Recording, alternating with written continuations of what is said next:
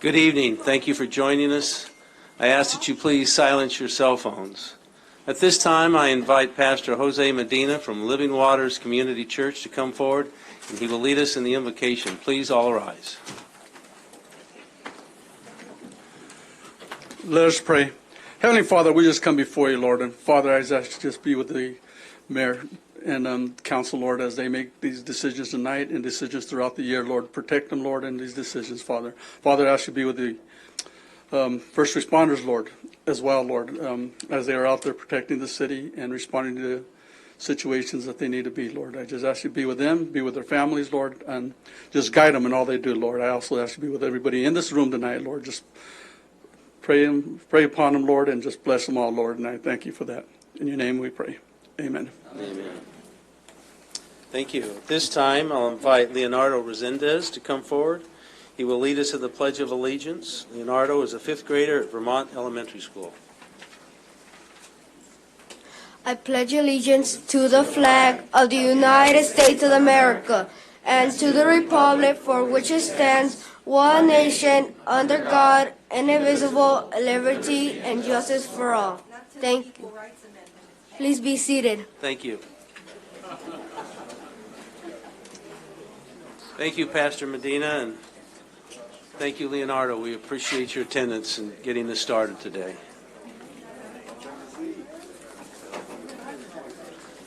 This time, I'll ask the city attorney if there's anything to report out from the closed session. Mayor, council members, we do have one item of reportable action. The city council approved a reimbursement of utility user taxes. That's all I have to report. Thank you. We have no appointments this evening. We'll move into our presentations. At this time, we'll invite Councilmember Valdivia to make a special presentation recognizing Loma Linda Animal Hospital.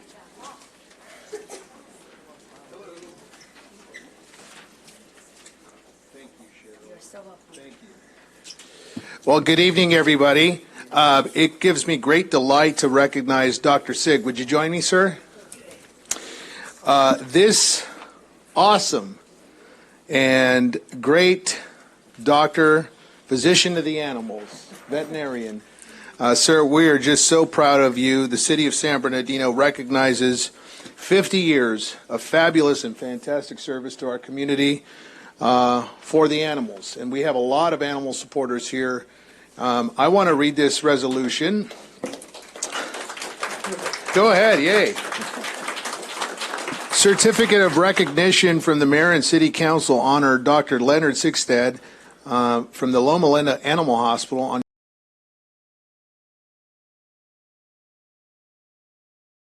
history as a veterinarian business owner in the city of San Bernardino at Loma Linda Animal Hospital.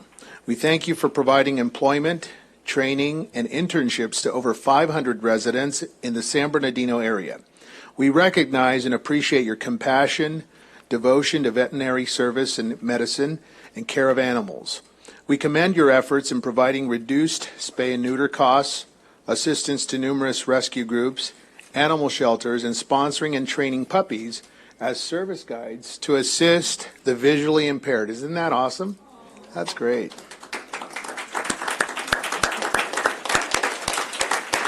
The city of San Bernardino acknowledges you for 50 years of contributions to humanity, loving and caring for animals here in our city and our valley, presented this 5th day of December 2008, signed by our mayor, all the council members. Sir, would you say a few words? Oh, somebody's calling. Please. Well, I guess there's an old saying that says that you bloom where you're planted. And when I came here 50 years ago, I think the Inland Center Mall was just new and everything had changed, and it's really been a great pleasure to serve the people of this area, and everybody has been so good and so kind, and it's just been a wonderful experience and a wonderful ride, and I just hope I can continue to do this in the future. I have as much enjoyment and fun going to work today as I did December 1st, 1968, and it's because of people like you and the love for animals and the people that you have in this city and the area that love animals and take such great care of them. So thank you very much. I sure appreciate it. Thank you. Thank you, sir. We're going to take a quick picture here. Okay.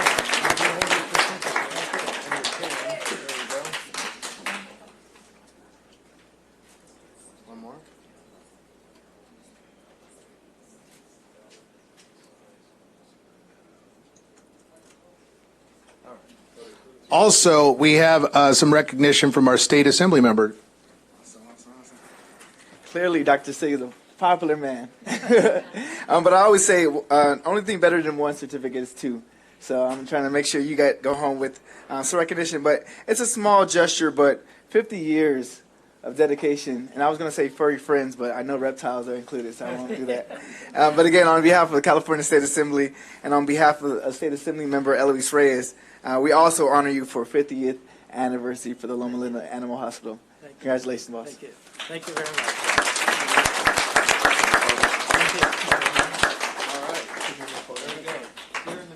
Okay, thank you. There you go. All right, straight ahead. There we go. There you go.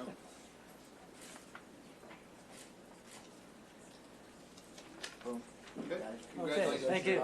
Thank you.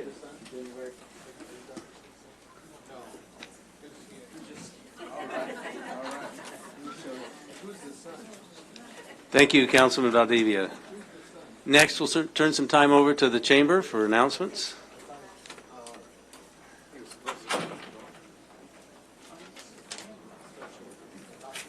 Hello, good evening. I'm Leslie Stevens, Director of Sales and Marketing at the Residence Inn, San Bernardino by Marriott, and I'm here to read the events coming up. On December 6th at 9 a.m., the Diocese of San Bernardino is hosting their annual Bishop's Golf Classic at the PGA West La Quinta. To participate, call 475-5437. On December 7th, 8th, and 9th, Inland Dance Theater presents The Nutcracker at the California Theater. For show times, call for tickets 885-5152. Saturday, December 8th at 10 a.m., the YMCA is hosting their annual Children's Christmas Parade, followed by the Holiday Jubilee in San Bernardino's annual Winter Wonderland at Paris Hill Park. For information on that, call 881-9622. December 10th through the 13th at 6 p.m., Community Ho-Ho Parade. For information on the parade routes, visit www.hohoparade.com. Thursday, December 13th, 2 p.m., San Bernardino County Superintendent of Schools Holiday Open House at 601 Northeast Street. To RSVP, call 386-2406. Wednesday, December 19th, 4 p.m., Assemblymember Eloise Reyes Open House and Toy Drive at 290 North D Street, Suite 903. To RSVP, call 381-3238. The Chamber office is closed the month of December. However, Coffee Clash will still be held on Wednesday, December 12th and 19th. Thank you so much and happy holidays. Thank you. Do we have any other elected officials that want to be recognized or have any comments? I think the chamber stole my thunder, but also an invitation for our holiday open house, which is December 19th. We are doing a toy drive included with it, and these toys will be given to our formerly incarcerated children of formerly incarcerated and also incarcerated, and also our foster youth. So please come by. It's going to be an amazing event. It's at the building next door, 9th floor, and bring an unwrapped toy to be a blessing to somebody's life. All right, thank you. Thank you.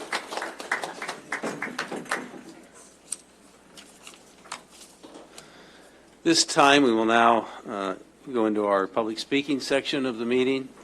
First public speaker is Sam Kill.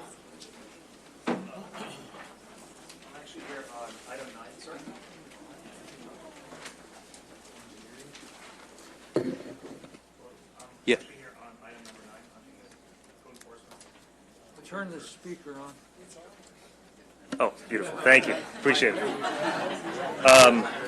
Here on item 9, the adoption for the code enforcement costs on behalf of Bayview Loan Servicing. And as my note states, we don't have any opposition, but are in contact with Code Enforcement Officer Joseph Beals. And as I understand it, there's some further issues with the property, and we will cooperate to the extent necessary to abate those additional nuisances. Okay. Thank you. Thank you. It's been noted. Andrea Nasis.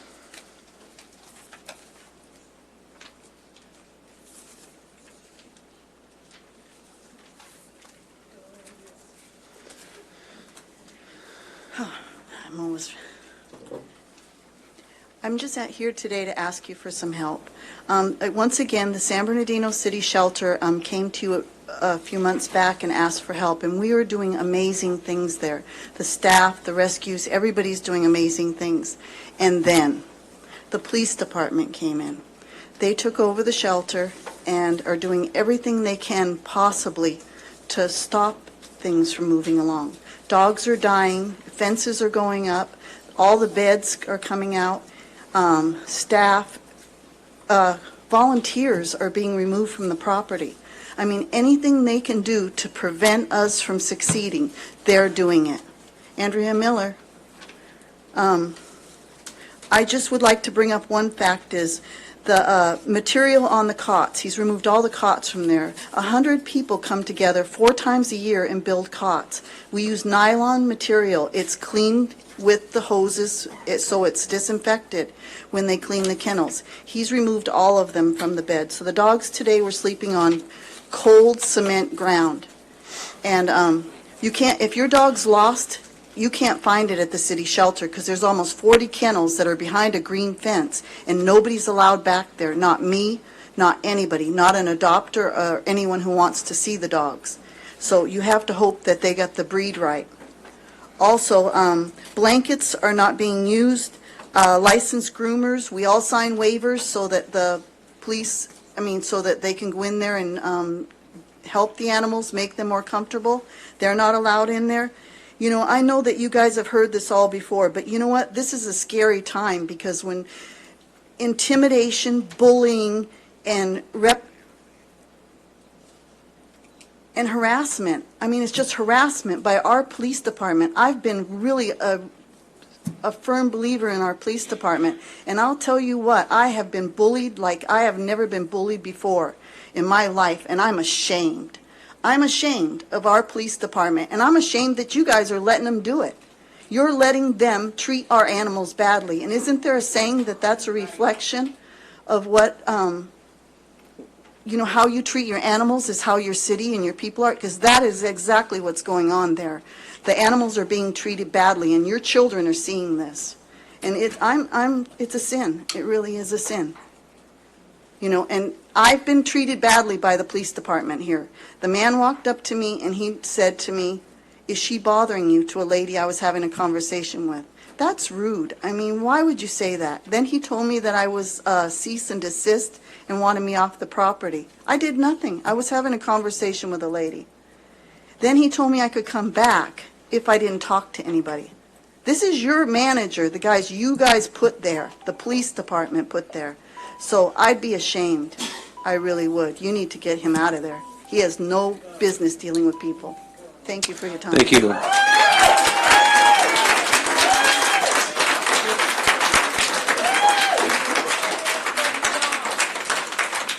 Alberta Vanetz.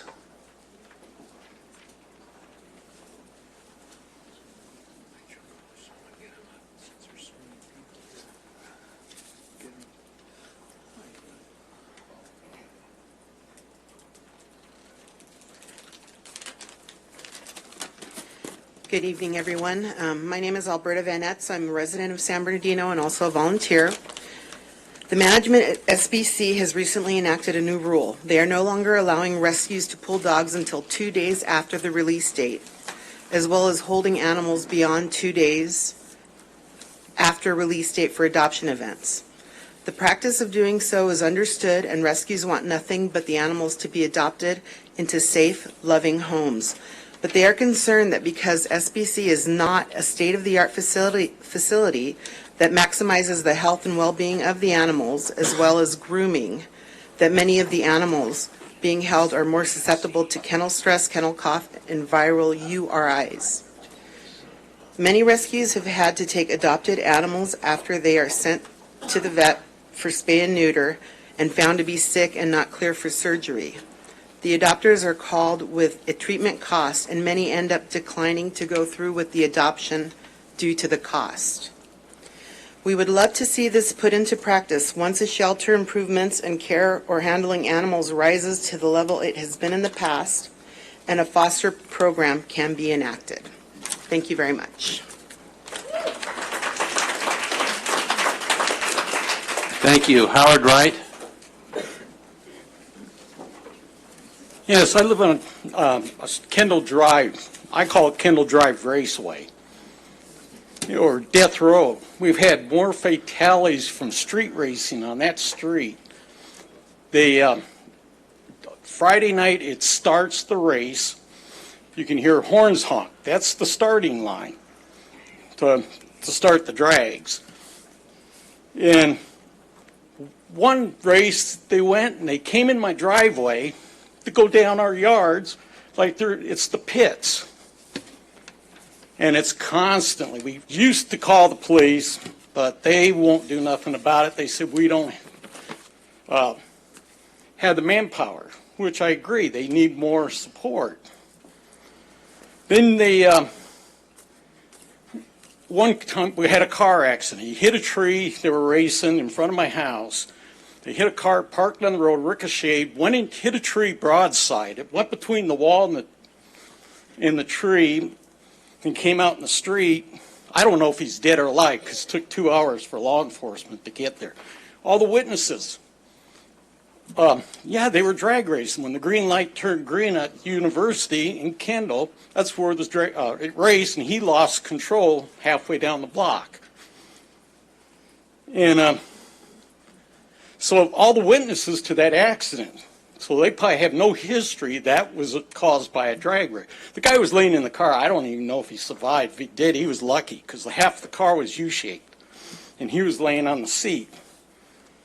So I've complained about that, but I might as well talk to that wall when I I discussed it with the Honorable Henry Nichols. I even gave him one report, and I gave him this one.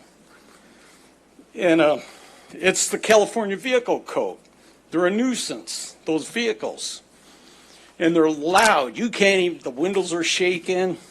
I see it during the day, they're racing. Weaving out of traffic takes forever to get out of my driveway. And I gave Councilman Henry this article. Then the Highway Patrol, this is what they said. Okay, the Highway Patrol officer and lieutenant who has spent 29 years on local free, a citizen who is repeatedly bothered by loud noise from a motorcycle, I'm going to include cars, in his neighborhood could call police and make a citizen's arrest. If it gets that bad that you have to start making citizen arrests, then the whole police department, because there's going to be a fight. Because then how are you going to hold them? What, everybody got to jump on them and tie them up? Well, my time is up. But something needs to be done to it. It's fake. Too many people are dying on that street. City Manager. Mr. Mayor, I have heard about this issue. I'm going to ask the Assistant Chief to catch the gentleman. We can do some directed enforcement in that area. I know the Police Department has done that previously, but obviously it needs to be more. We need to address the situation. So the Assistant Chief, Eric, is right at the back, and he's going to collect some information, and we'll make contact with him and work through some details of some of that. Okay, thank you very much. You're welcome, sir. Thank you. Thank you, City Manager. Next, Project Fighting Chance.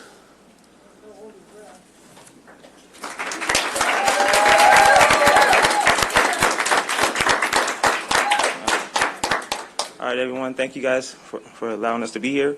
Some of you guys know about our program. Our program's Project Fighting Chance. We're an after-school CAPS program, free boxing program for youth. I'm the program coordinator. I'm also one of the coaches.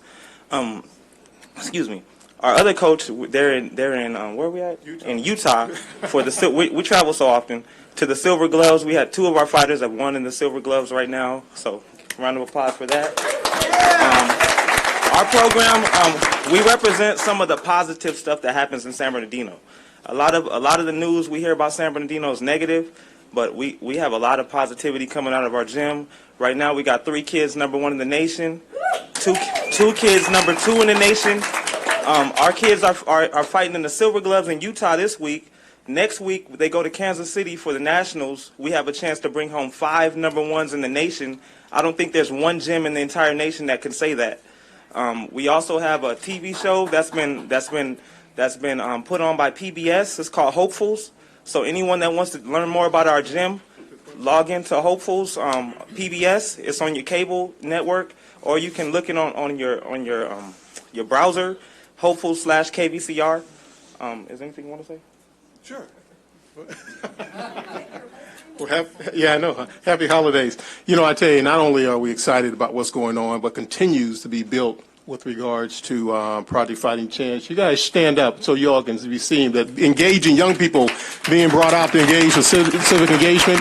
And we're not just talking about what happens with regards to Project Fighting Chance over on Union Street, but, you know, these are future voters, and they're taxpayers.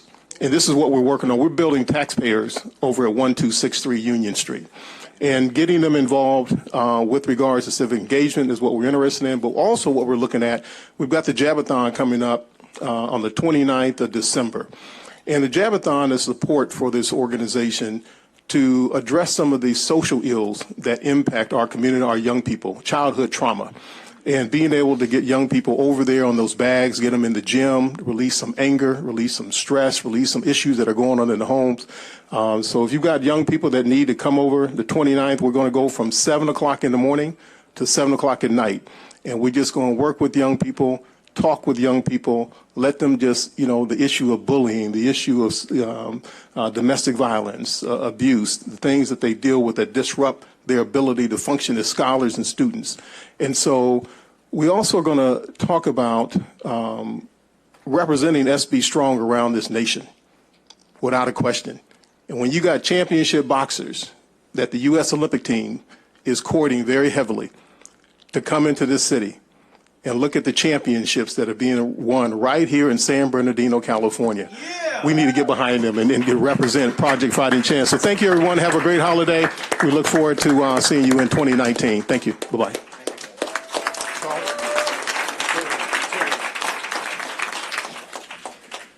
Thank you, Project Fighting Chance. We appreciate all of the positive that's coming out of your organization. And Ian Franklin being one of those that has really helped to move this forward. And I presume he's in Utah with the team? Salt Lake City right now. In the snow. In the snow. In the snow. We're going to go box with them. Thank you, Kevin. Karen Adams. Council workshop there. Karen Adams.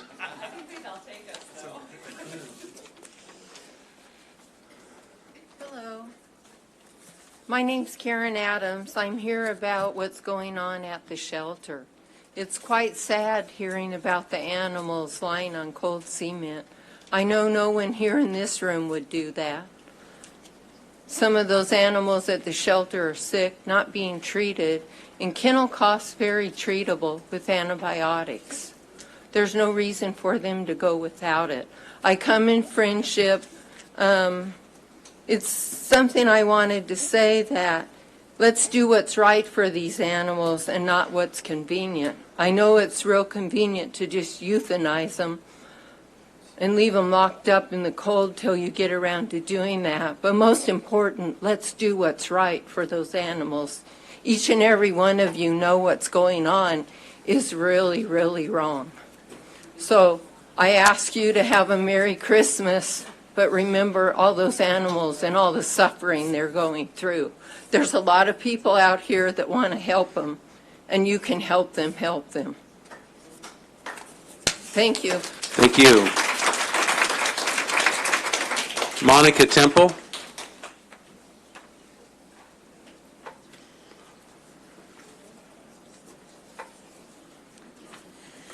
Thank you, Mayor and council members. I'd just like to make some brief remarks summarizing what happened since last June. Last June, when we gathered together, there was an outpouring of support from the community. And you had all these people coming together with their time and talent and treasure, and really provided a beautiful testimony for what that shelter was able to do. And my concern is that we left here with a tremendous amount of enthusiasm, and so you have this shining shelter, this kind of bright light that's doing a good job with all the volunteers, and then what is going on with the shelter now? And I think that's my concern. Kind of what Andrea said, it's become a very hostile environment for animals and humans. I hear negative comments all the time from people out there in the community about what is going on with San Bernardino.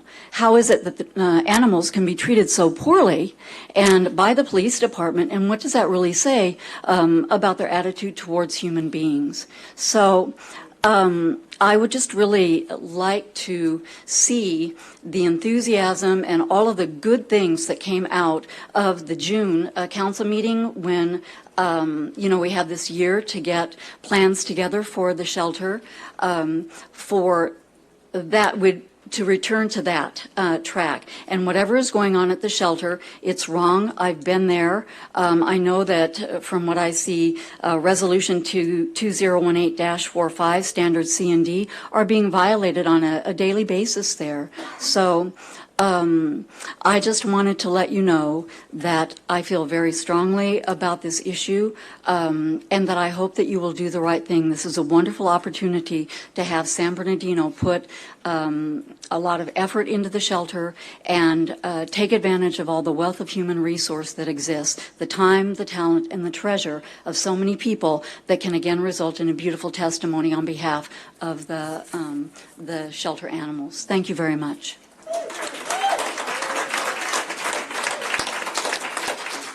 Thank you. Carol Fawn.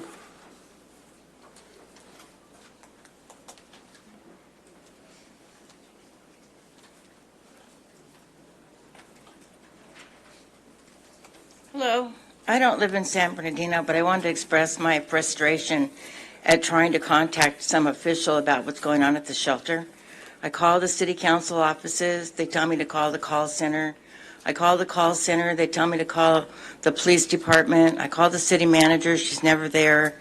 She puts out a press release with a lot of questionable items listed, and at the bottom says, I'm not accepting interviews.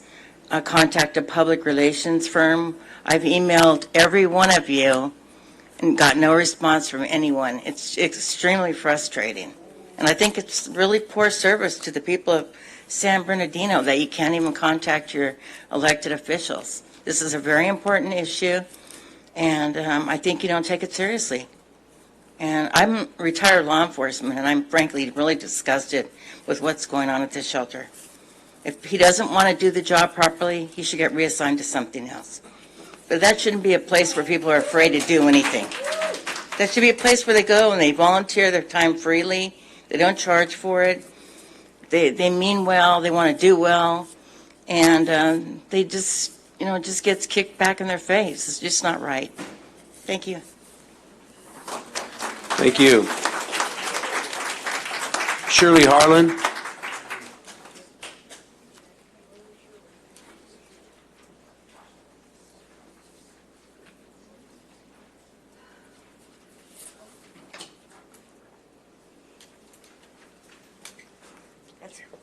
There's enough.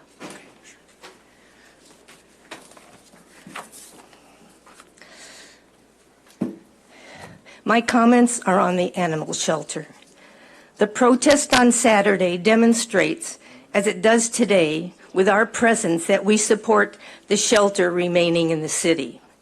I am concerned that Andrea Miller's report, here it is, you've all had a copy of it. Actually, I called her office and this was the result of it, called Improvements Continue at City Animal Shelter, are not observed by those who visit. They see methods that discourage safe, healthy, and care of animals. This was the reason I was at the protest on Saturday with over 300 people, and that is the reason we are here today. Why is this so? I am so glad that so many of us are here. There are observers I have talked with who will not state their names because they are afraid they will be harassed, dismissed, or find a visit from code enforcement officer. This is also my concern, and I ask that you state that no one who has an observation need feel threatened. Employees at the shelter should be encouraged to report and suggest operations that benefit the animals and improve their shelter and improve shelter administration. Here's an example. Steve Miller, who was an official volunteer at the shelter, got banned from being in the quarantine isolation area where the green fences are up. As a certified volunteer, he was able to be in that area, but Lieutenant Nakober kicked him out with no explanation. Then Steve got interviewed on KTLA. He said that he got kicked out that quarantine area. Now Lieutenant Macomber says that he cannot be on the shelter property at all. He was there today to pull a dog from a rescue, and he was kicked out completely from the shelter. I attend also the Animal Control Commission meetings. It is my opinion that the city staff is facilitating their recommendation to transfer the shelter to Riverside County. They do not give animal control commissioners encouragement to research, to explore data and ideas that are new and creative. Many commissioners experienced over their past service years have been very dependent on the city staff for their information. Several have not been frequent visitors to the shelter. Unfortunately, they have not been kept up with the daily operation of the shelter and the obvious needs for capital improvement, etc. Their next meeting is December 12th. It is at 4 p.m. here in this room, and I encourage the public to attend. They are preparing their mid-year report for this council. One more sentence. I submitted my ideas for raising funds for a new shelter replacement. There's a subcommittee that's supposed to review them, but have not contacted me for fleshing out my written ideas, and I ask you why.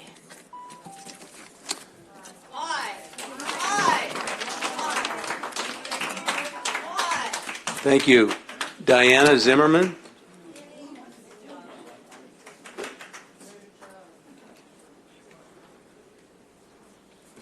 Thank you. I drove a long way to be here because this is very, very important. And I want to ask each of you, do you own a dog? Do you own a dog? Do you own a dog? Do you, sir? Do you? 2 dogs. Bravo. Good for you. Do you own a dog? A cat, maybe. Sir, with the gray hair, the handsome gentleman with the red tie. Do you own a dog?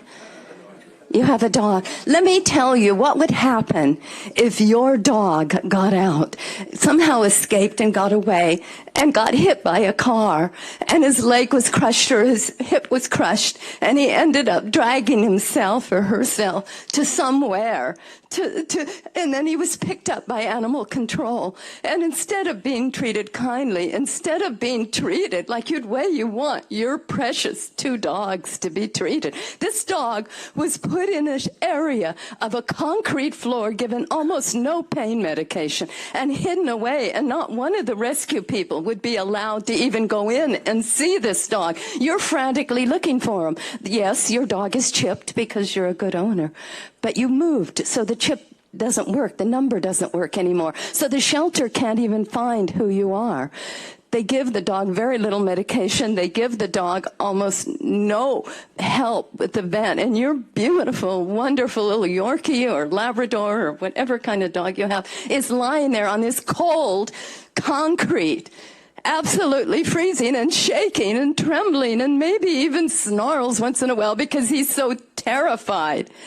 Is that what you want for your dog? Because that is what is happening every single day at this shelter. That's what you're doing, and you're doing, and you're doing, and you're doing, and you're doing. And every one of you is allowing this to happen because of this individual that you're paying, I understand, $230,000 a year. How many of you make that much money? How many of you make that much money? That's what you're paying this person, to take away the rights, not even give your little precious baby a bed bed or a blanket. And then you finally get to the shelter. You finally find your dog. You're not even allowed to look there. He's not posted anywhere. And you get there because you find out your dog is there.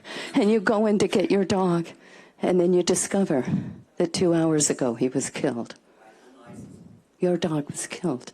Because we don't have anybody that cares, because you're not allowing rescuers to go in there. You're not allowing wonderful people who give of their time. You won't even let them have blankets because some idiot says it's not sanitary. Every shelter in the world allows blankets. Is that what you'd like to happen to your dog? Are you going to be able to come home today and look at your dog who jumps up and says hello to you and say, I don't care. Who cares if you get killed? Is that what you want to say to your dog? Is that what you're going to say to your dog? Because that's what you're saying to these animals. Thank you.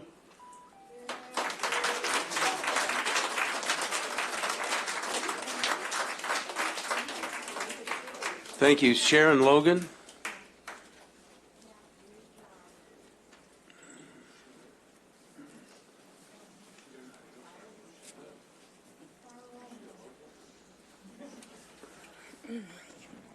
Good evening, San Bernardino City Council members. My name is Sharon Logan, and I'm a resident of Huntington Beach. I am also the plaintiff in Logan versus OC Animal Care. I filed a 24-page lawsuit against my local animal shelter regarding their numerous violations of the Hayden Act and their illegal euthanasia practices and their federal civil rights violations. Logan versus OC Animal Care obtained a complete overhaul in OC Animal Care intake, procedures, euthanasia rate, and the resignation of the shelter director. I stood before the City Council on April 7, 2014, advocating for a more compassionate shelter and director at SB Animal Care.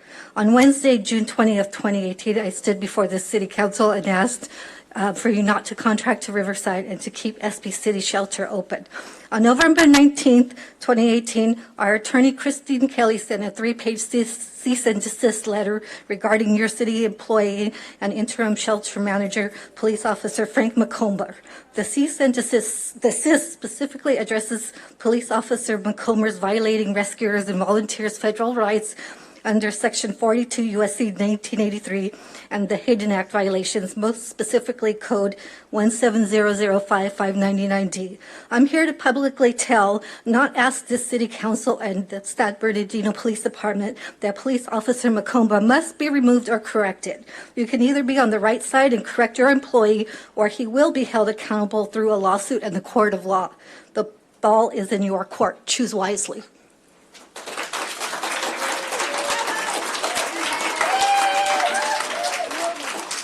Thank you. Bobby Forbes.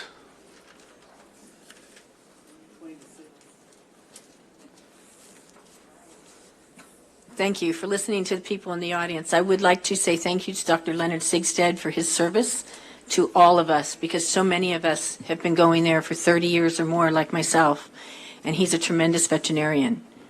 But I don't know if he agrees with the way that you're treating the animals coming from your shelter. I see so many animals at his hospital that are sick that are coming from your shelter. I do not live in the city of San Bernardino, but I know that you have stopped contracting with other small cities, and their animals, including the city that I come from in Grand Terrace, are now sending their animals to the Arupa Valley Shelter, which is 14 miles from Grand Terrace.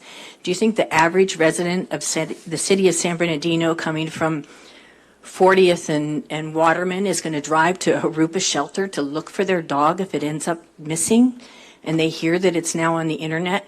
They may not have the funds or the availability of a vehicle to go 20-some miles to retrieve their animal from the from the shelter, let alone at $45 a day. If it is your intention to shut down the San Bernardino shelter, then do it. Don't make these people go through all of this.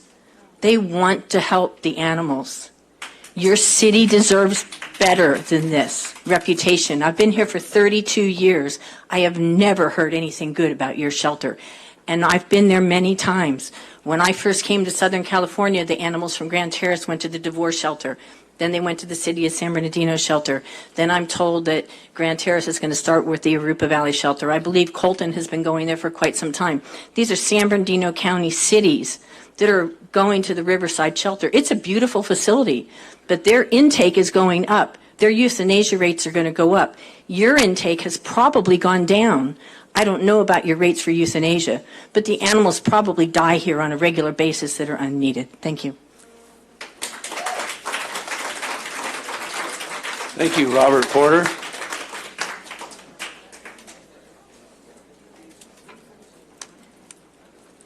Mayor-elect, council, good people. I was told I don't understand the corruption around here. So here's a little history lesson on the corruption, intimidation, and wrongdoing locally.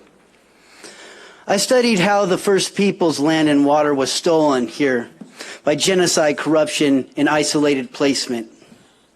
My great-grandpa, Davis, quit the Norton Police Force over corruption. My grandpa Davis, had former Mayor Holcomb ask him for a political donation for permits up in his office, San Bernardino City Hall. My grandfather refused and never got those permits. My dad and I would joke and bet on which city inspectors we would get, the job depending on how fairly we were treated or punished within an inspector's whims. Then last week at the animal shelter, I heard from masked volunteers that could not help the pups if they protested. Those pups and kitties need love. Please never tell me I don't understand corruption in my city. Thank you very much. Mark Estemeyer. Mayor, council, staff, this is actually just to thank you all. Councilman Benito, Barrios, Councilwoman Marquez, thank you so much for your service. Really appreciate all that you've done. And you're looking really good, Benito. You really are.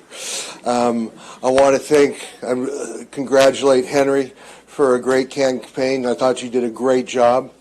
Excellent work.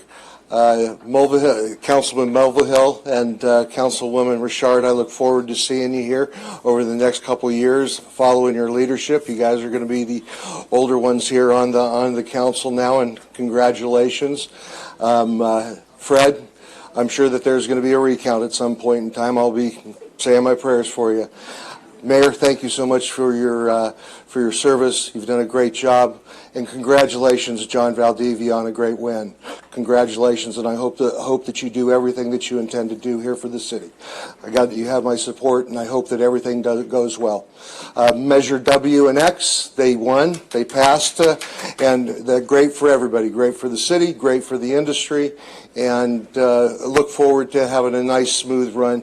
Once we get all the kinks worked out and that kind of stuff, and I know that it's a process, and I give you all credit for it's hard work. I know that it is, and it's patience on our part.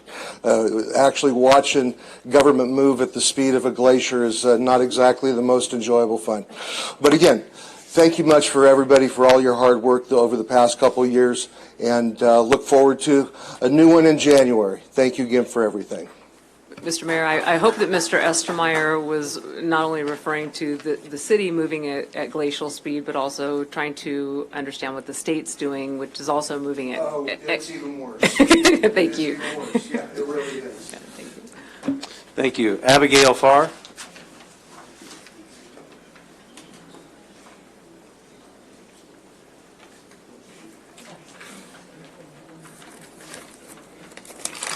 Good evening for everybody.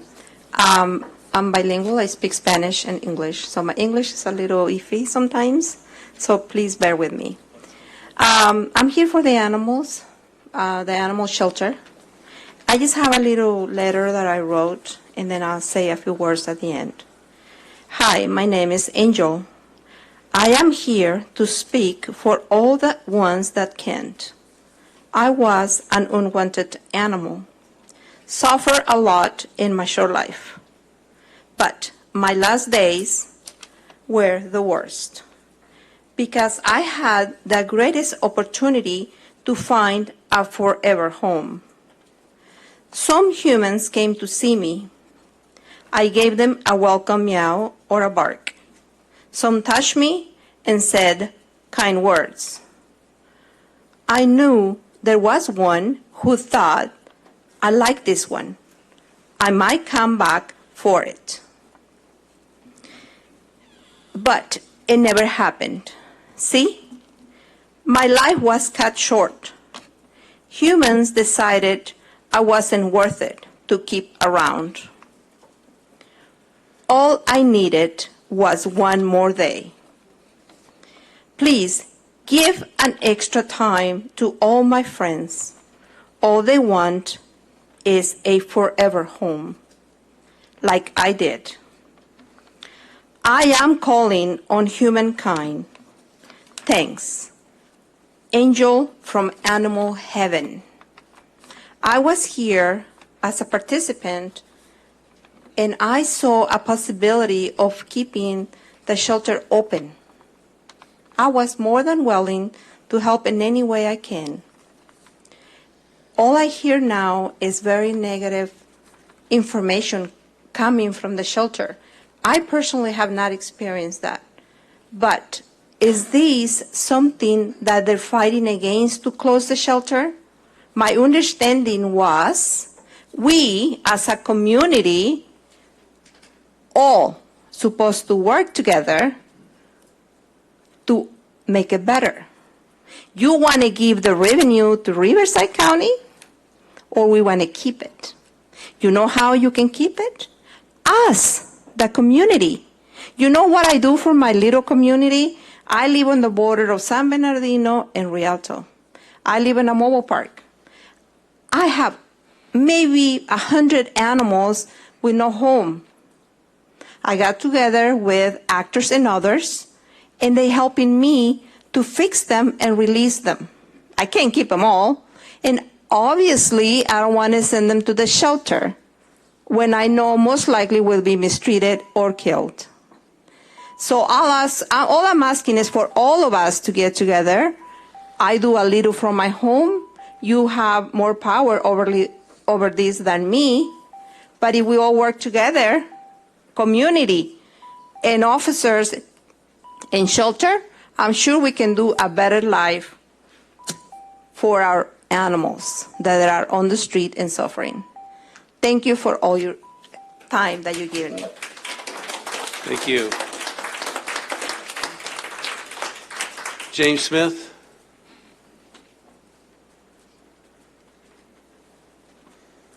Jim Smith?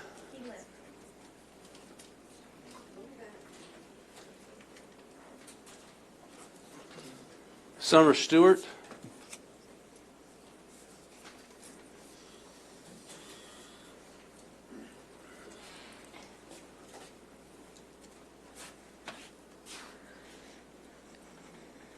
Hi.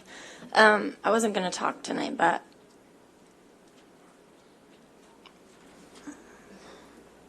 sorry.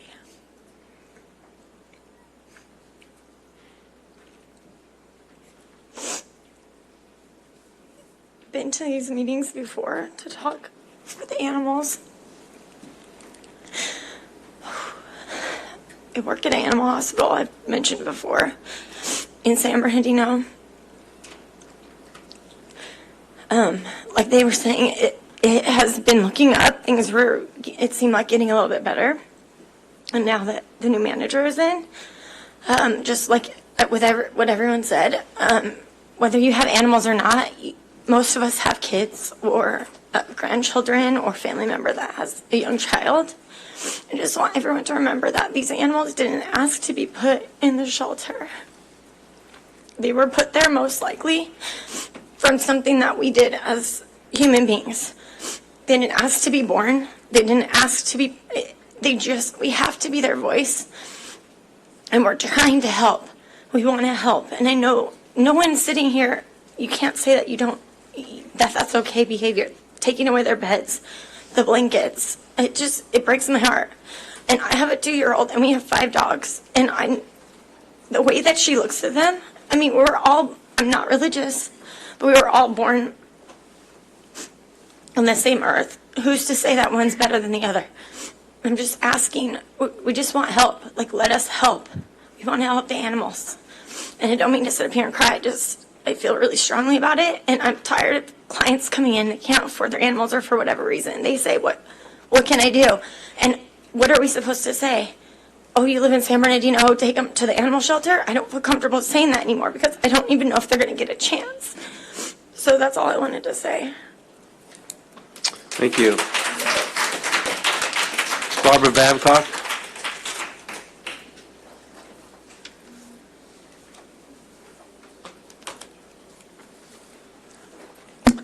Usually, I come with Janita Davis, the mayor's wife. I told her tonight, you might not want to be sitting next to me. I love this city.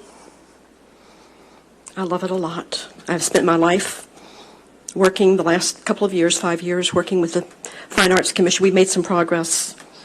Andrea knows I don't blame you for taking away our money because, we're still going to hold you accountable. We still want to do things in this city. I turned in an application to be on the new commission, and Mayor, I asked your staff to hold it because, John, I didn't know if you were going to keep me on or not. I will put my application in again because I love this city and I love fine arts. That's what I've done my whole life. I'm not going to say much about the animals, but I'm going to say you guys have good hearts. I called 2 people tonight that work with Daisy's Hope Foundation. Janine Nielsen is one. I've known her for years. And I actually texted her and I called her and I said, please have the people not be negative, have them be positive, because there's other things going on tonight. It's not all about the animals. This is the last meeting for some of you on this dais. And that breaks my heart. Fred, I was against you. I was supporting Jesus Medina. Had he been in the last 2, I would have been fighting you all the way. When you won, I accepted it, and now the votes are showing something different. I'm going to accept that. I got to check my time. I'm known for speaking out. I was very involved. I see him in the room. I worked very hard to get rid of Mr. Penman 5 years ago. It wasn't a secret. Not at all. You do what you believe in, and you pay the price, and that's damn okay. And I'm going to swear tonight, Mayor, if I feel like it, because you're always telling me not to say hell to the yes and hell to the no. That's about as bad as I get here. Could be worse. Hell to the no for a lot of things that I'm seeing in this city. One thing about the animals, I talked to Janine and I said, people are being negative tonight. She says, I called my people and I asked them, don't anymore speak. I said, why don't you come up and tell them, the people, because they're going to blame you for this. And I know 2 of them here. And she says, no, I'm not going to speak. I said, okay, then I will. Saturday night was very emotional for me. The symphony did a lot of dedication to our city, and I thank you. I don't usually do the ugly cry, but I did. And a lot of you have asked me, because I've talked about some medical issues going on in my life right now. And you know what? I'm actually thanking God for it because I was taking care of myself. People go, you've lost a lot of weight. I go, I haven't lost anything. I've gotten rid of 85 pounds, but I didn't lose it. Because when you lose your keys or when you lose your money, you go find it. I have gotten rid of some pounds, and I'm going to go about 15 seconds over. I hope that's okay. Some people got 25, so I'm watching you, Mayor. He knows that I have not liked everything that he's done. I've been very open and honest about that. One thing that I will tell you is that I have been very bothered by some things that I've been hearing, and I've heard that you are running. I've heard that you are running for Board of Supervisors in about 6 to 8 months, that Jim Burren was putting a lot of money behind you, and that bothers me. May not be true, but I've heard from many sources, and Burren is the only one that I haven't met. So I was going to make this thing blink because it did Saturday night. I am not slowing down. I am speeding up, and I'm putting my colors back on, and I love this city. I'm not going away. Thank you. Carmel Rowe. So I was here when all the people protested, and I really knew what you guys did was kind of like an election stunt so that you guys wouldn't have to show your true colors before everybody voted. It makes me sad because I got my dog from the animal shelter. And my dog, well, he's a pretty great dude. You know, sometimes I think I love him more than my kids. He doesn't talk back, okay? Anyways, I just wanted to know, if you guys saw somebody right now in front of you kicking a dog, what would your reaction be? Well, you guys are doing worse than kicking a dog. You guys are killing a dog. Hundreds of dogs. Okay, and not only are you killing the dogs, but you're killing the heart of the city. Look at all this love. I mean, you could fire every single staff person in the animal shelter and it would still run. People would show up for work on Monday or Tuesday because the shelter's closed on Monday, I believe. Okay, I mean, I don't understand. And with this new charter, everybody passed so that the city manager's in charge. So I believe she's the one calling the shots. And if she's the one calling the shots, then why aren't you listening to the people? I mean, I'm real happy. Barbara's sad, I'm happy. Freaking thrilled that tomorrow is a new day and we're going to get up and we're going to have new people.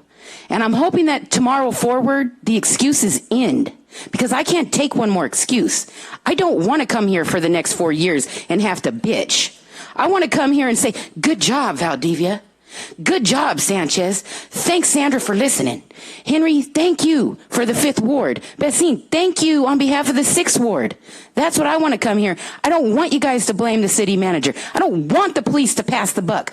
Why do I call and they tell me if I called at 3 and I come back at 7, there's 40 people ahead of me.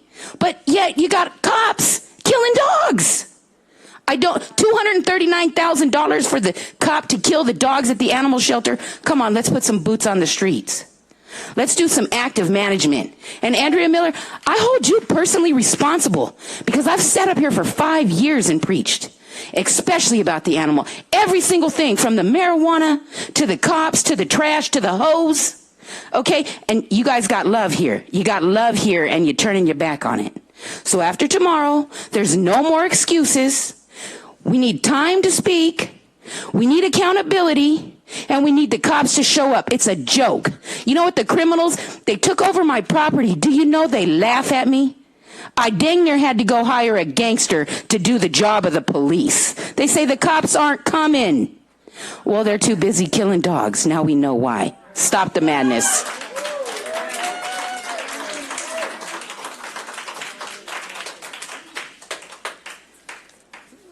Rick Padden.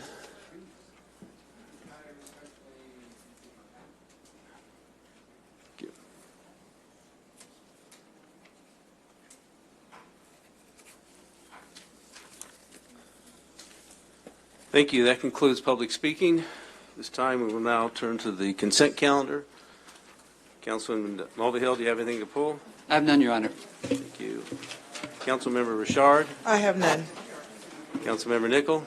My questions have been answered. Thank you. Thank you. Councilmember Charette? Councilmember Valdivia? None tonight. Councilmember Barrios? None, sir. Councilmember Marquez?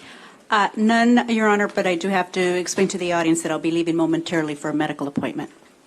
Thank you. Move the approval.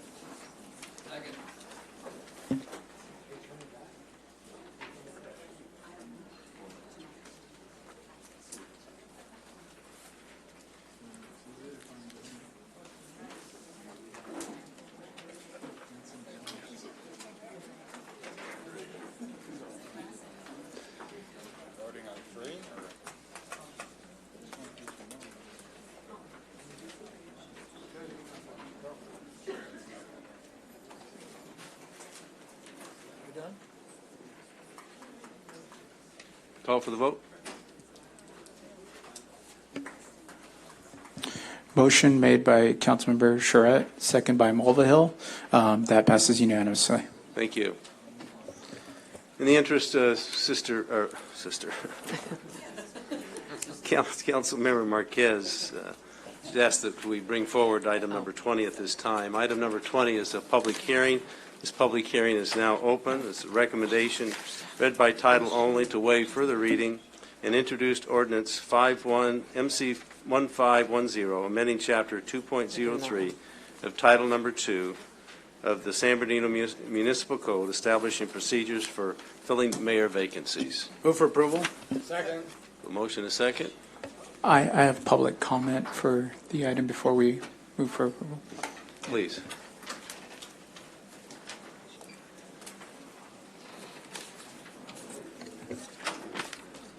Tom Pierce.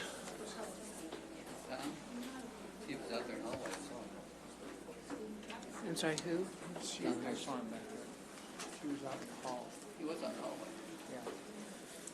Tom Pierce. There he is.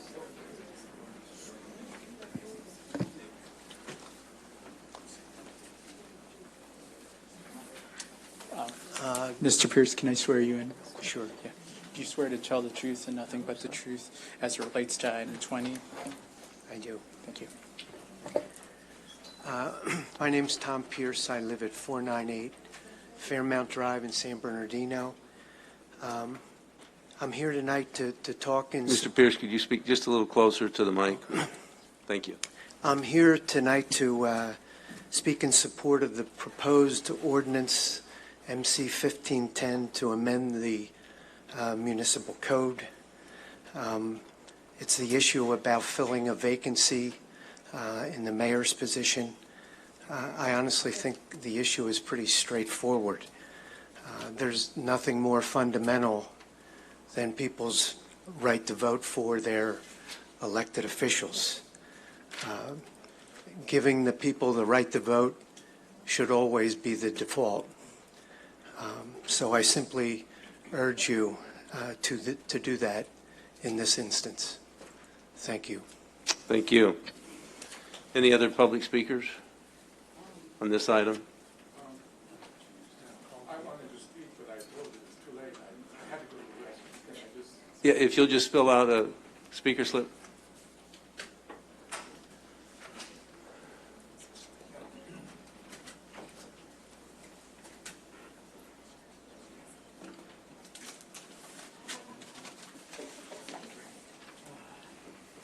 Thank you. It's a public hearing, and the clerk will swear you in. Do you swear to tell the truth and nothing but the truth as it relates to item 20? Yes. Thank you. Please state your name. My name is Al Palazzo. Some of you know me. I haven't been here in a long time. I came tonight, and I'm going to respond to the previous issue. Like many issues, Mr. every time I speak... Which issue are you talking about? The shelter thing, can I respond to that? We're in a public hearing right now on item number 20. Oh, I thought you said if there was others. I'm sorry. So the time's Well, will there be a passed. time to give a general comment then? No, I'm sorry. You missed that. Oh, I missed it. Okay. Apologize. I thought you wanted to speak on this item. Well, it's every item that faces the city. Can I have 3 minutes? We're in a public hearing at this time related to item number 20. Councilman Charette. This is appointing the mayor? No. This is electing. I'm reading something different than I guess. So as long, then I support it. Great. Thank you. We have a motion. We have a second. Call for the vote. Just want to confirm Mulvihill's second. Yes. Okay. Motion made by Councilmember Valdivia, second by Mulvihill, and that passes unanimously. Thank you. Thank you. Thank you, Councilmember Marquez. Next is item number 16. It's a staff report from City Manager related to the recommendation to adopt Resolution 2018-314 related to transfer of operations and personnel from various departments to Public Works. Mayor, members of the council, excuse me?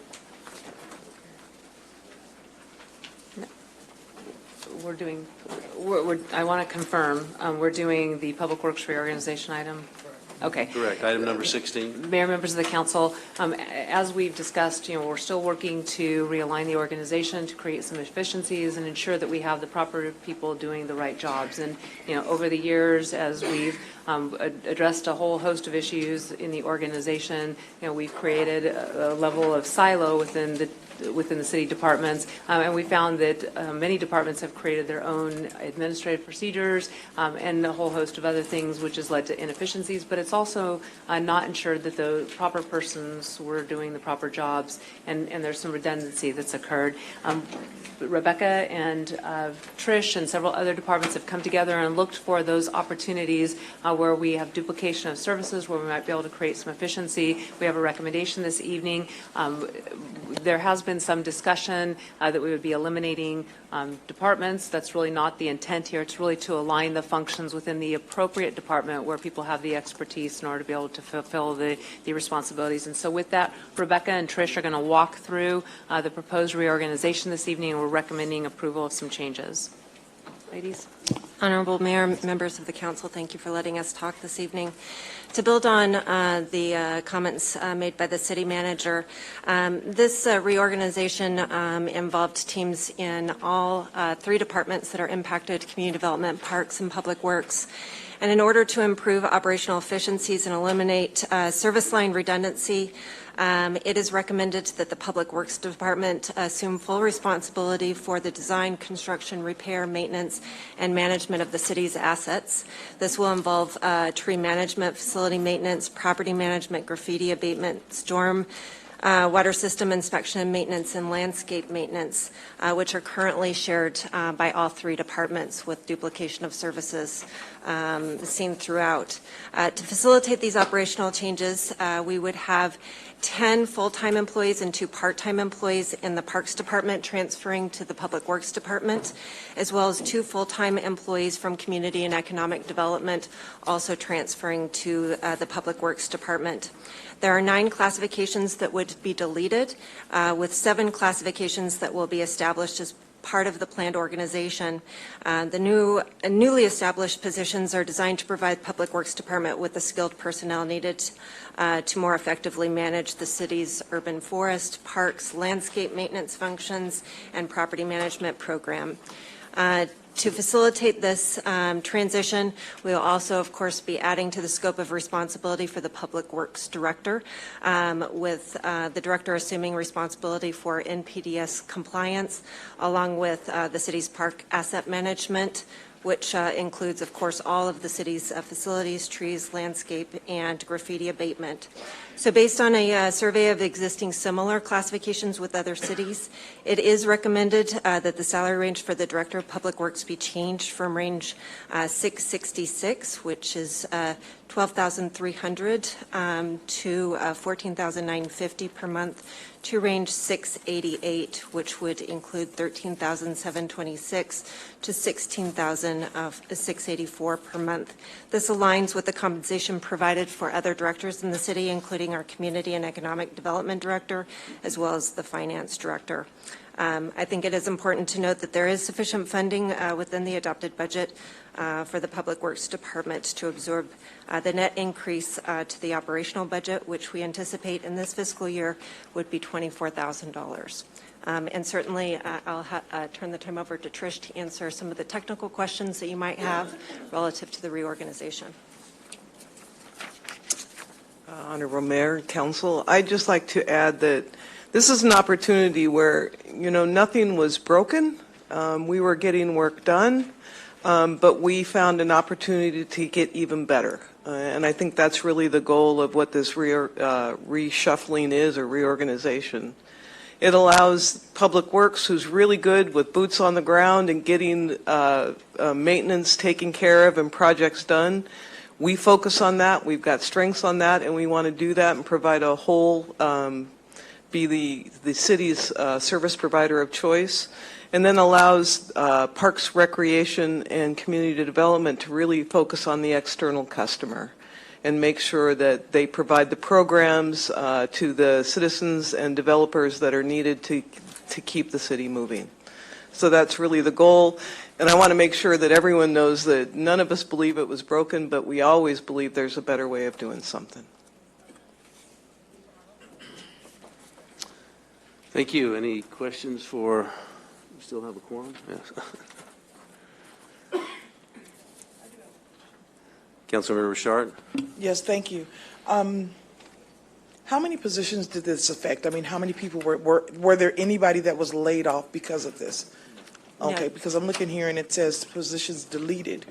So the classifications that will be deleted will either affect vacant positions, or if they were filled positions, personnel will be reclassified into another position, so that it will not result in any elimination of personnel, rather reclassification of those personnel. And we have gone through a meet and confer process and worked with the employees to address any of their concerns relative to those changes. Okay, thank you.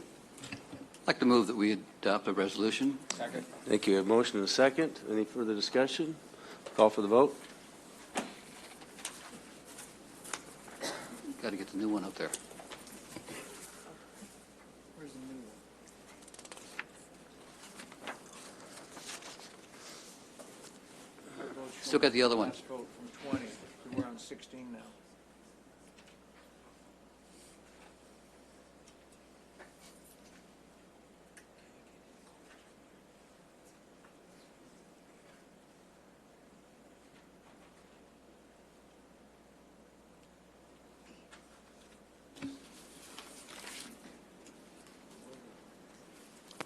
You seeing anything now? No? It's showing the vote from 20, the last vote we did.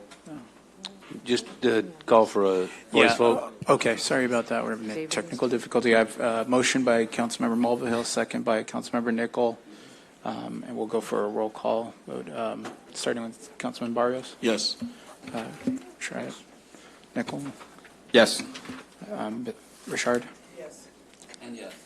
And that passes unanimously. Thank you.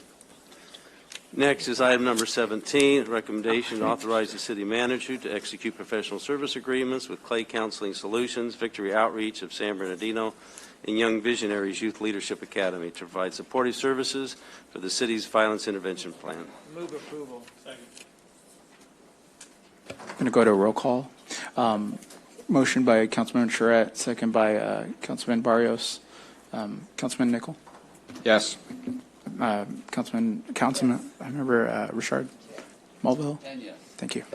David, that was an excellent presentation. I wanted to thank you for that. And excellent report, excellent presentation. But I will say, this has been a long time in coming.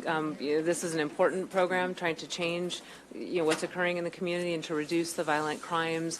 So we're excited to get these agencies on board and then begin to hopefully provide the support that people need so we can reduce the cycle of violence in San Bernardino. So again, excellent report, David, and thank you, everyone. Thank you. Next is item number 18. This is the capital improvement work plan update. David's last name is? City manager?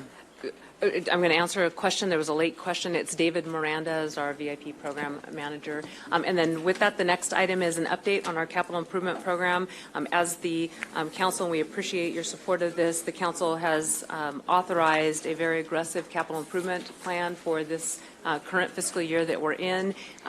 Alex and Trish from our Public Works Department have been managing that. One of the items that you had a few moments ago was really to put all the capital improvement work under the Public Works Department. They're better equipped and they're trained to deal with capital improvement projects and maintenance projects. I'm proud of the work that they're doing, and this year we're going to complete far more projects than we have in the last several years. And so Alex is going to give you an update on where we are with the various projects and highlight some of the more interesting projects or ones that we received a lot of comments about. And so, Alex. Good evening, Mayor and City Council. The item before you tonight is the Capital Improvement Work Plan update. We're trying to give updates to the Council every quarter so you can tell where are we with the program. And just a reminder that the CIP is a plan for city's investment in maintaining and enhancing critical infrastructure, and the CIP work plan is the details of the project's effort that we've been doing. The City Council have approved $46,064,000 for the 18-19 fiscal year 65 project. The 65 project is we have 9 in the general buildings, 9 in parks, about 24 projects in street improvement, 6 projects in storm drains, 13 projects into traffic signal lights and traffic interconnect, and about 3 projects for the police department and 1 for the landfill. As of today, as of the projects by phases, we have about 1.8 million for 7 projects that is completed as of today. and we have 21 projects, which is about 18 million and 100,000, almost for 21 projects that is under construction as of today. There is 3 projects that's coming up for construction, which is amount of about $8 million. In design, we have 29 projects right now, mounted as about $5.8 million. And in planning, we're still on planning for some of the projects, which is about 5 projects. That is amount about $12,400,000 for a total of $46,068,000. As of today, we have, like I said, there is a 7 project that is completed. We have 53 projects that on schedule. We have 2 projects that is delayed for 1 quarter. And the reason for the delay of these projects is one of them is project that was with the county of San Bernardino. It's a joint venture between us and San Bernardino. San Bernardino as a county is the lead on that project, and they still have not yet got the agreement to us so we can start on the project. Then one of them is we got a grant from Caltrans to do some Safe Route to School money. That was about $1.2 million grant. And unfortunately, it's delayed from Caltrans before they give us the okay to start on the design of this project. So it's under design at this point of time.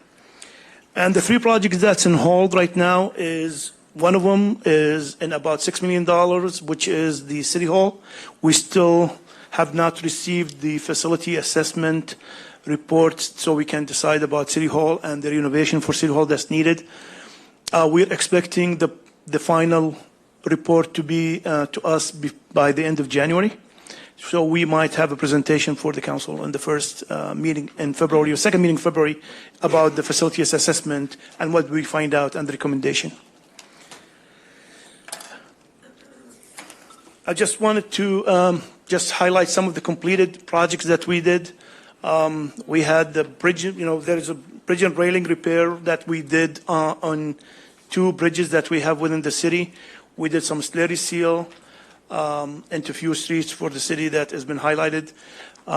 We have removed an underground tank from the landfill, that the closed landfill that the city owned.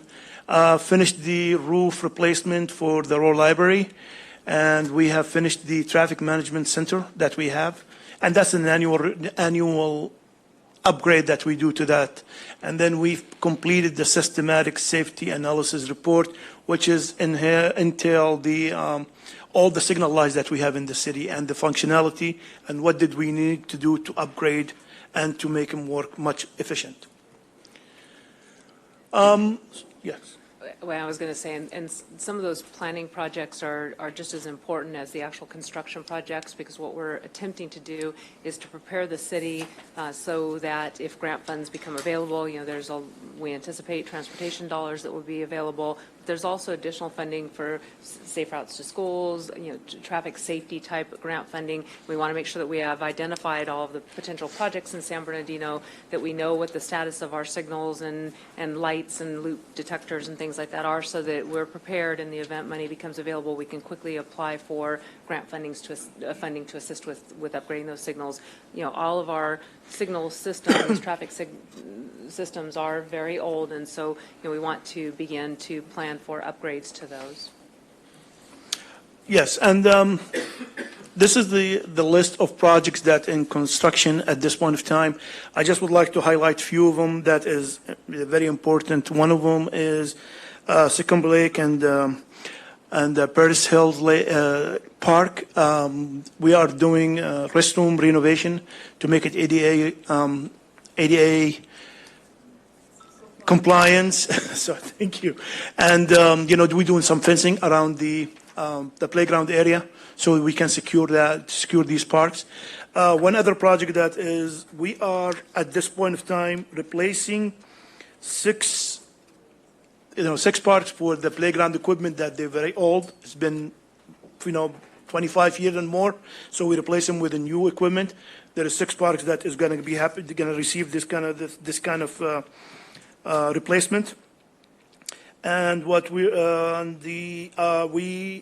to be doing, the library HVAC system have been for a long time deficient. So we finally got a project so we can fix that. And we have the Broadmoor street lights improvement, which is going on right now, expected to be completed by the end of January. And also we have going on right now is the landscaping isn't designed, but we have the street light, the knockdown street lights all over the city. There was about 200 street light that is knocked down. That's what we have for in our inventory, and I believe so far there is 120 that have been replaced. So this project is anticipated to be completed by the end of February. To the discussion about the park playground equipment, we have 6 that are currently under construction, but remember when the council looked at a 5-year plan, our goal would be to ultimately replace out all that old park equipment. So again, we have it phased. We went through an analysis. We tried to deal with the ones that we felt were immediate safety issues first, or were the oldest, most outdated equipment, and then again worked down from there. So we started with those first 6, and we plan over the next several years to replace all old, outdated park playground equipment. Councilman Nickel? I think I asked this question at the last update, but Little Mountain Drive? Yes. Is that on here? On design, yes. Where is it? In design. It's in design? Yes. So these are just the ones under? This is the one in construction right now. Just construction? Yes. Okay, all right, thank you. You're welcome. The next couple of slides is just pictures of the project that's in construction right now, and we just took the pictures that we can show the council and residents of what has been going on. Now these are the projects that's in design, and I just want to highlight a few projects, which is one of them. Little Mountain is in pavement rehabilitation of 14 location. We have 14 street segments within the city that we are in design for right now. We are anticipated the design to be done by the end of this year. We anticipated that we're going to go to bid for this project in January, award it in February, and hopefully start construction and complete it before the end of the fiscal year. Also, there is another project that we have, which is in design right now for pavement rehabilitation for 11 locations. So if you look at both projects, we are looking at 25 segments of roads that going to be, which is Little Mountain, I believe Councilman Valdivia's is that the medical center. Yes. So we have all these streets that in design at this point of time. And these were ones, remember, these are the same segments you approved as part of the CIP? Yes. So just to be clear, this will just be rehabilitation. Are we okay with the engineering on Little Mountain Drive? That the project will include, rehabilitation of the pavement and the concrete. Okay, because the issue is the camber of the roadway. Yes, we will, the chevrons that we are, what do you call it? Well, no. The rumble strips. The rumble strips, yes. Doing speed control.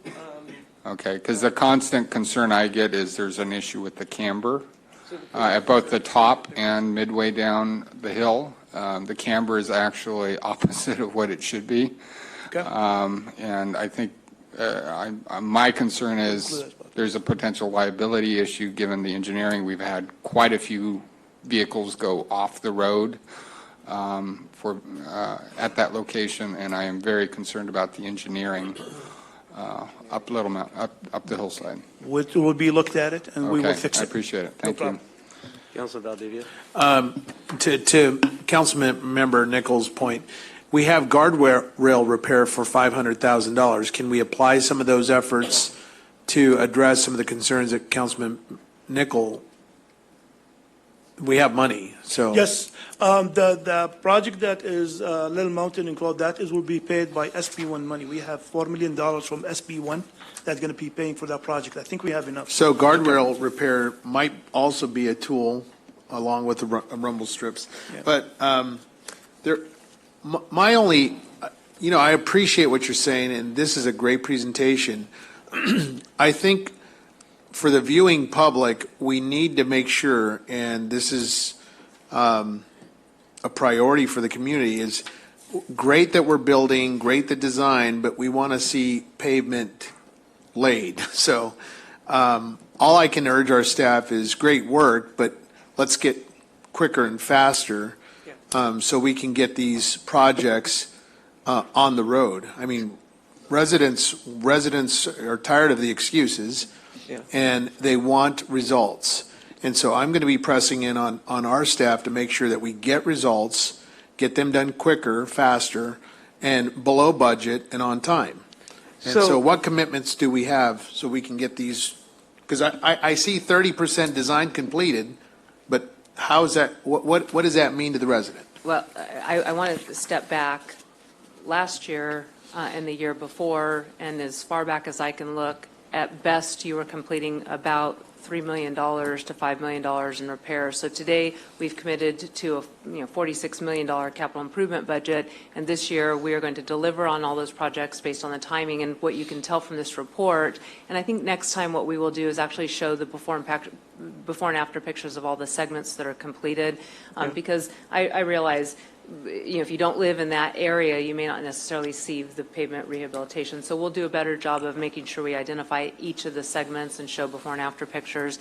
But this year, based on the changes that we've made in Public Works, we're going to complete most of the projects that were anticipated to be completed this year and expend that full amount of money. Now, we have implemented some things, and to our great legal counsel's help, we've been able to do. You've got some design bid work that we're doing that we've never done before. We're trying to expedite. So now we have professional services agreements that are template agreements that will enable us not to be going back and forth reviewing documents, but actually give. So we have the agreement already in place, and we're including that as part of the bid package. So no one's surprised at the end of the day when we then present this agreement to them. They know the agreements that we're going to be expecting to enter into. So we've shaved off a lot of time, and we're continuing to look for other ways to shave off time to be able to deliver these projects. One of the other things that has really helped, and the reason why we can commit to you that we're completing a lot more work this year than we've ever done in at least the last several years that we can look back and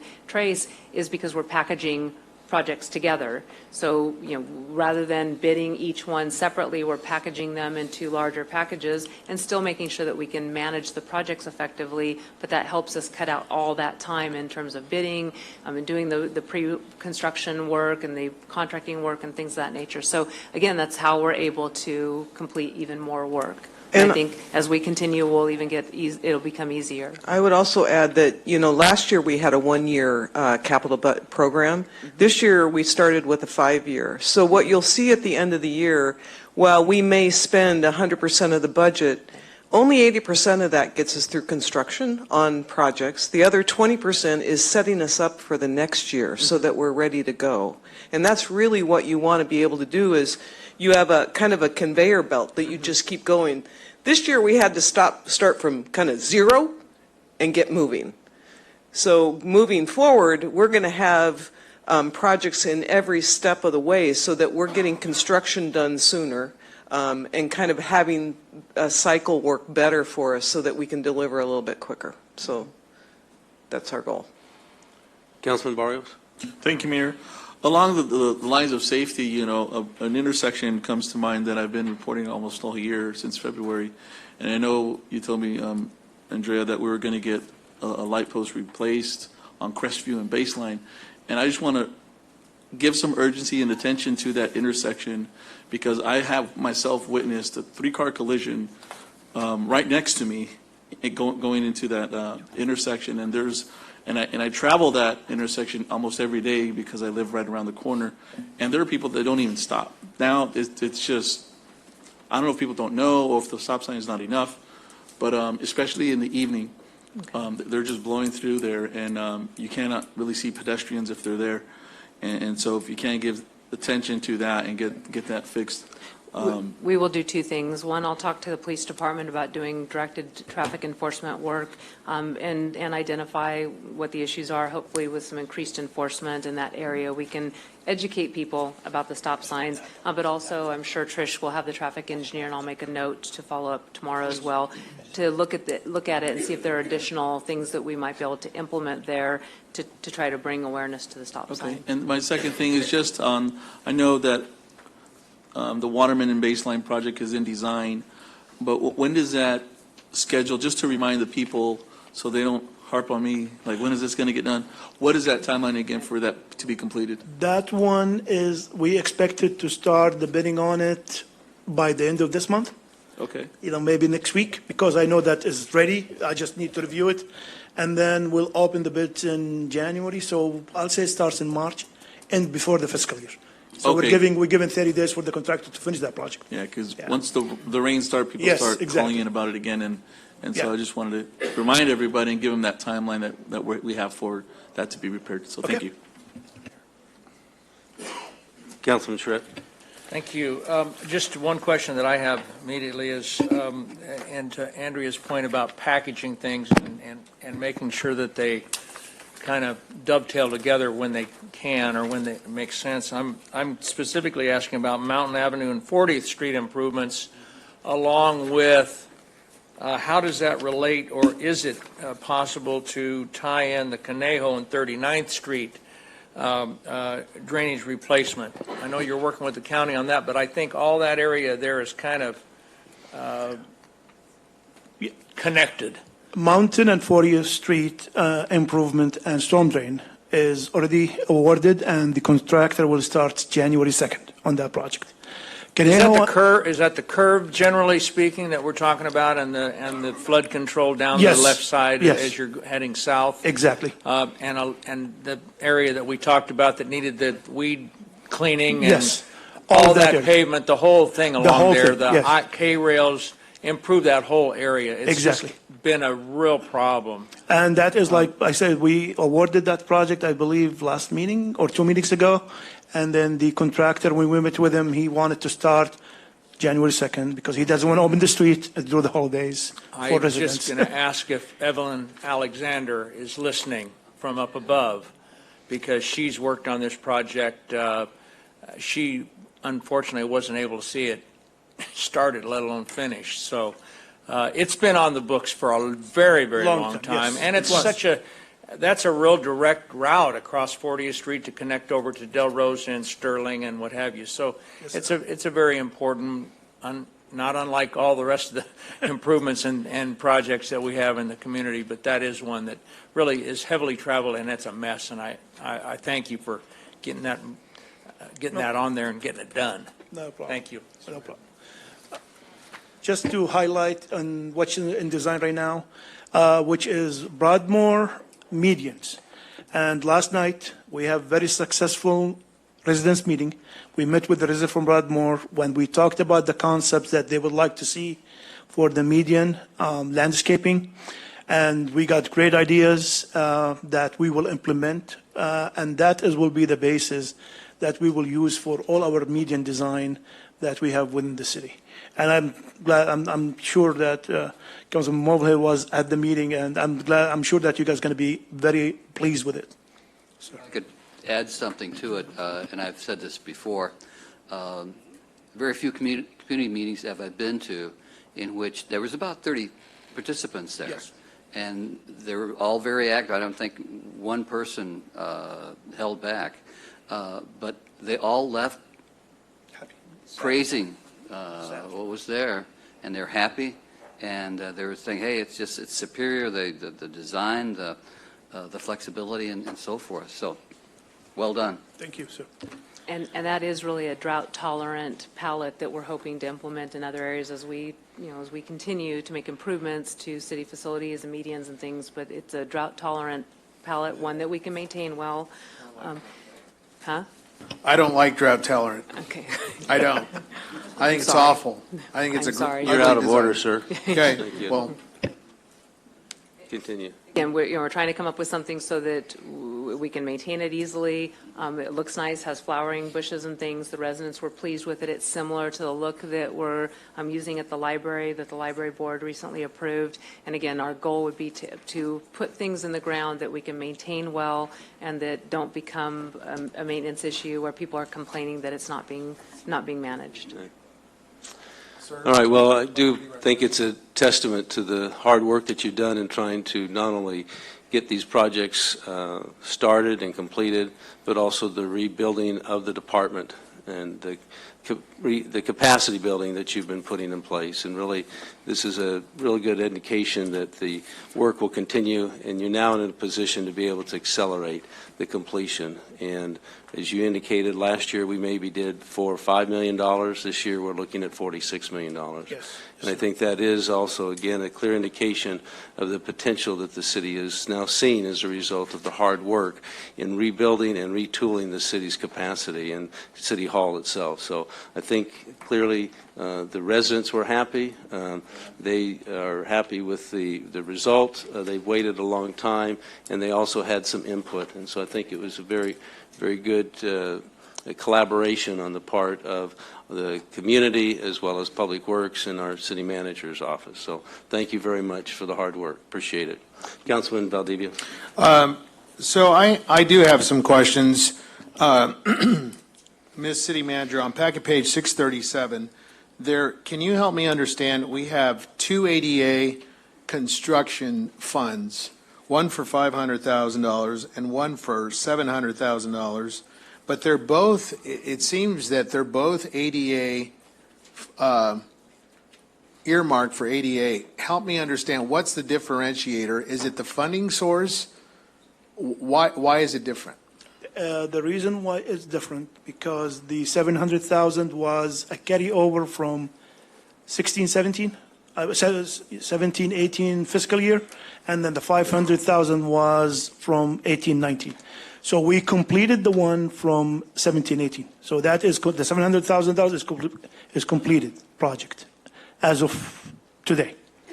And then now we are working with the 500. So we are going to go back to bid on the 500, and then to add more ramps and handicap ramps that we have around the city.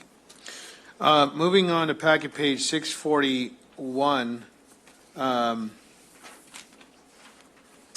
under the second column under CIP streets. Yes. Inland Center Drive. We're not, it's 30% design completed.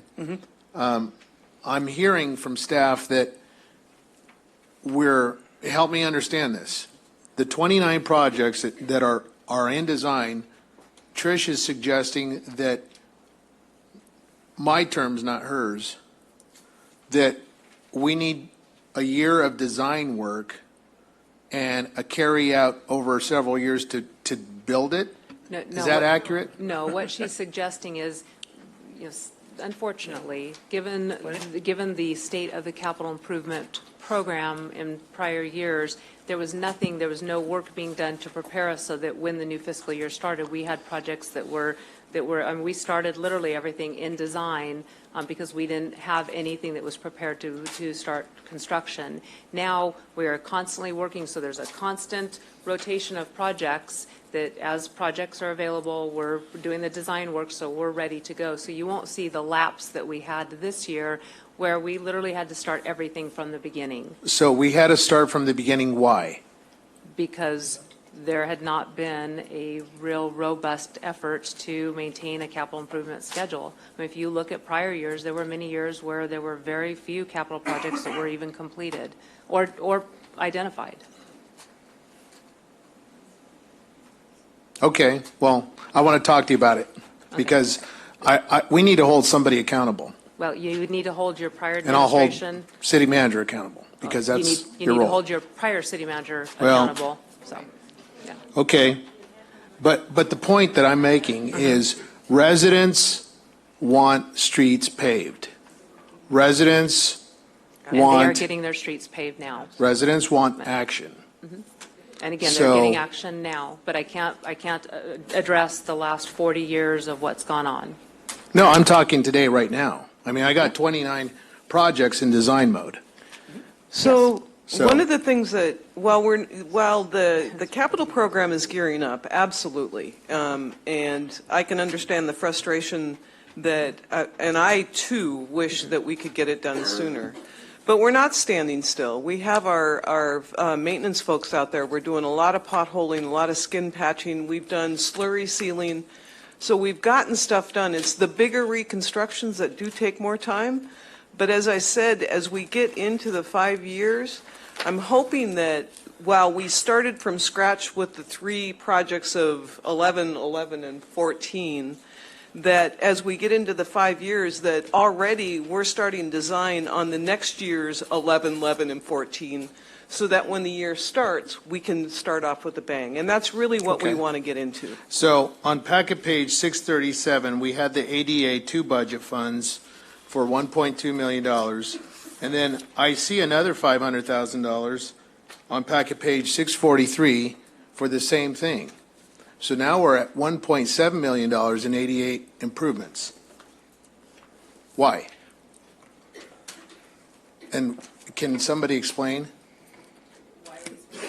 Yeah, we have Beyond 1.8, $1.7 million in ADA. What is the We page? must have a lot of corners to do. What's, We do. We do. okay, well, can somebody explain, why isn't it all bundled in one package? Like I explained, the first one, the 700,000 one, was the money that carried over from 17-18 fiscal year, that nothing been done about it. And then the 500 was in the 18-19.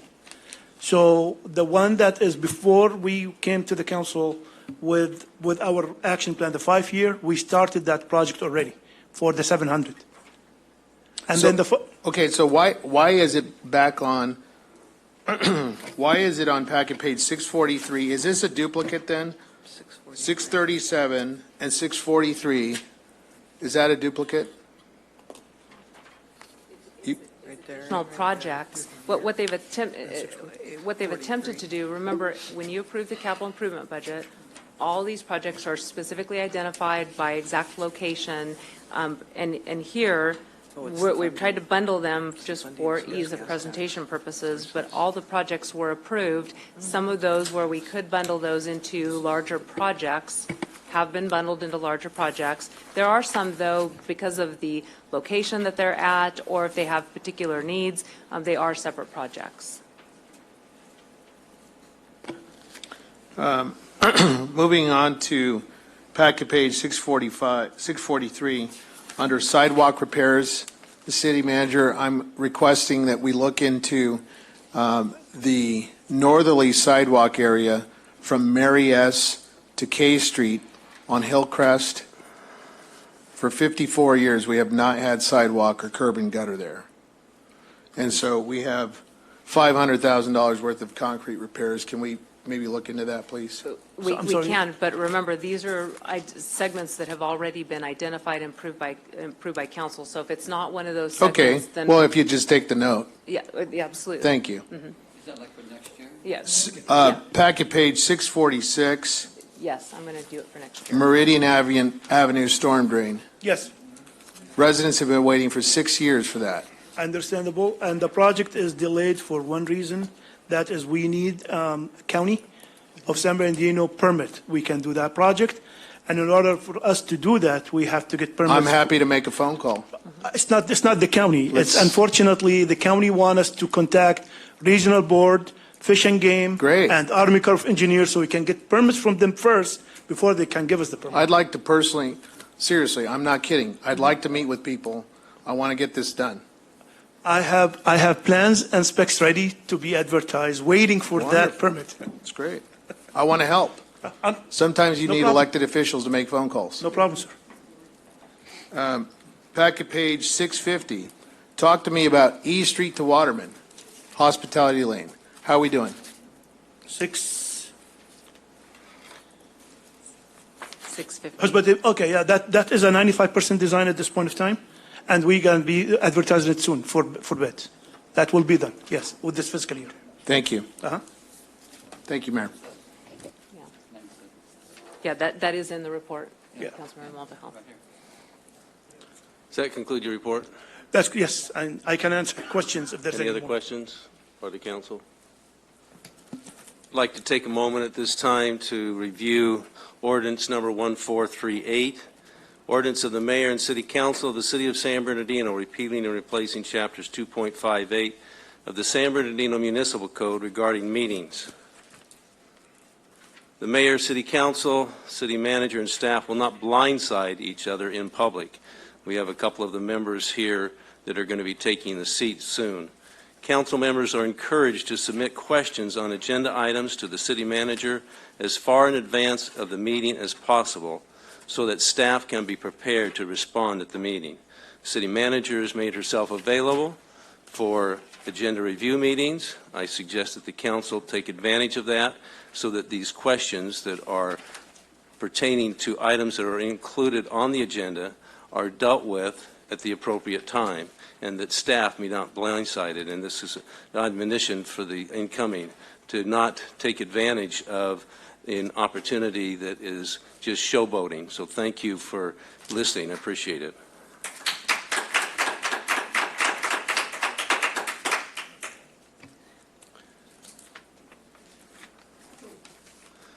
That moves us to number 19, public hearing. This public hearing is now open. Substantial amendment number to fiscal year 2018-19 action plan adopts a substantial amendment to the fiscal year 18-19 action plan and authorize the director of finance or his designee to revise the fiscal year 18-19 budget pursuant to substantial amendment to the fiscal year 18-19. Mayor, Greta Noble. if I may just make a comment, Gretel has done a remarkable job. As the council's aware, we've been dealing with HUD for some time regarding the use of the city's CDBG, home funds, other HUD funding. We have been participating in a workout process with HUD. I think we've made substantial progress, and really that is the result of Gretel's work and the work of the staff that works with her. This evening, we are going to walk through another proposed substantial amendment. It is in keeping with some of the regulations of HUD. We're, again, attempting to work with them to the extent possible. Gretel will walk through this evening, and we are recommending that you allow us to revise the budget accordingly. Thank you. Honorable Mayor and City Council members, good evening. As Andrea said, my name is Gretel Noble, and I'm the Housing Manager in Community and Economic Development. Tonight, you have before you a recommendation to adopt a substantial amendment to the fiscal year 2018-19 annual action plan. You adopted the original action plan on June 6, 2018. The amendment, though, is a result of the Department of Housing and Urban Development's determination that the city did not qualify for an exemption to the timely expenditure requirements under the CDBG program. So in accordance with HUD's policy, a grantee's future grant may be reduced as a result of continued untimely performance. HUD reduced the city's 2018-19 CDBG grant from $3,376,861 to $2,852,827, or a reduction of $524,000 approximately. The potential reduction could have been as high as $2.2 million. The CDBG program stipulates that the balance in a grantee's line of credit, or basically their unused funds, cannot be more than 1.5 times its annual grant. So for example, in July of 2018, our ratio was 2.93, about $10 million. And what that means is that we have the money, we might have had it committed to projects, but we're not moving those projects along in a timely manner. In November, the balance was down to 2.31, so we've been working on getting those projects funded and the funds drawn down from the federal grant. And by February of 2019, we anticipate that the city will have reached that 1.5 ratio, or about $5 million, which is what we're required to have. The circumstances that led to the city's inability to expend its CDBG funds in a timely manner were really due to circumstances beyond the city's control. So initially, we had the bankruptcy, and that really resulted in significant staff turnover in key departments that managed both the CDBG funds and the projects that were coming online and being completed. So that created definitely a backlog. However, because the city is now poised to be able to spend its funds efficiently, the balance in its CDBG account can be the balance that we have now, which really had considered as savings beyond what we've committed to projects. Those can be applied to bridge the reduction in the 2018-19 grant. And all the programs, with the exception of one which you approved in June, will be funded at the levels you had approved, and some have been increased in order to allow us to move the savings dollars out of our grant and put it out into programs. The one program that is not recommended for funding is the demolition program. Based on HUD's review of the program, HUD determined that the program does not meet the CDBG national objectives. And the national objective for demolition and clearance activities requires that a cleared property be used for a purpose that will benefit residents through the reuse of that property, either for a park, a senior center, something that will be a community asset. But HUD does not want the cleared properties left vacant. It's a form of blight. So since the city does not own or control the cleared sites, meeting the national objective is really not achievable under the program. So the amended action plan will be submitted to HUD upon your approval for their review and their approval. And it is a prerequisite for us to submit that and have it reviewed and approved in order for us to receive the $2.8 million for the 2018-19 grant. If you have any questions, I can answer those. Councilman Mulvihill. Yes. Regarding the demolition situation, that the demolition has got to lead to something that's going to benefit the community. Can we build a house on it?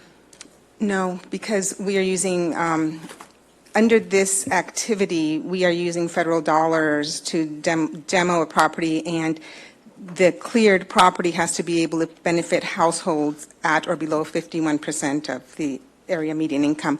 I mean, you could sell a house, but it's not considered a community benefit. And what the larger issue is really that in the last 8 years, HUD has been trying to move away from demolition, which creates vacant lots throughout properties, because they feel it's a form of blight, especially in communities of low income or color. So you're dealing with with regulations that really address higher policy issues in that respect. Well, then I guess there has to be more rehab money then, presumably, if you've got a house that is so badly deteriorated that it, you know, if we had the option, we'd demolish it, but we don't have the money to demolish it. So I guess we have to look into then having to rehab it. So what we've done in the current, it's the perfect segue, what we've done in the current amended plan is that we have increased rehabilitation for owner-occupied housing. So we've basically doubled the program.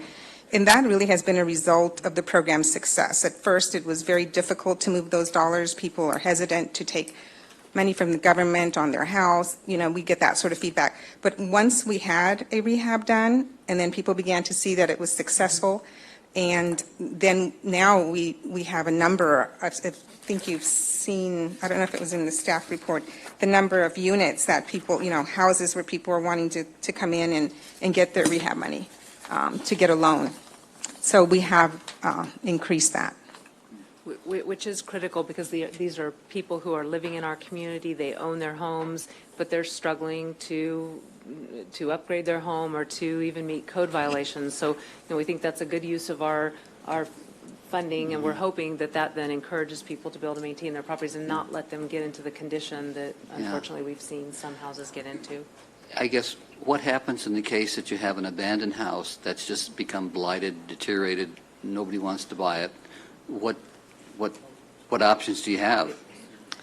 If it's not an owner-occupied home, you know, I understand that the demolition program does have other sources of funds. I think right now about $250,000 to be able to use for those circumstances. And we're hoping, one of the things that we're looking at with the city attorney's office is creating kind of a revolving fund so that as we recover, you know, we do place liens on properties for the demolition costs and nuisance abatement type costs, but soon we'll be bringing back to you a program where we would then put those monies into a trust account, for lack of a better term, so that we could use that to help augment those programs. So again, we're trying to find, we have some other sources of funding, but we're going to continue continue to look for other sources of funding. We just realized that based on HUD's current regulations, HUD is not a source of funding for that program, but we are trying to investigate some additional ways to do it.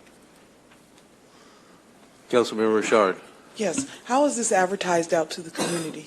The owner-occupied rehabilitation Yes. program, the program is administered by NPHS, Neighborhood Partnership Housing Services, and they advertise it on their website.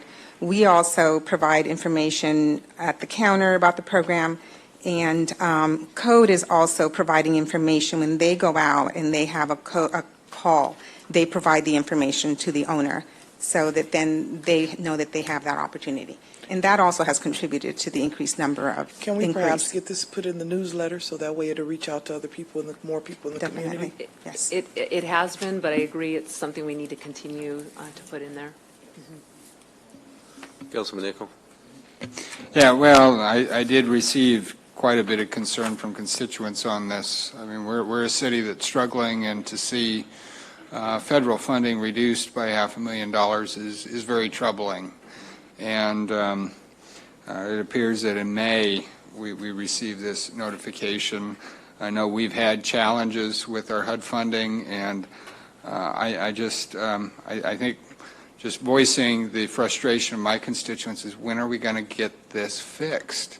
I mean, when are we going to finally get our act together on CDBG so that we are ensuring that the federal monies that we deserve are coming back to us, and that we have the professional people in place that can ensure that we don't keep fumbling the ball.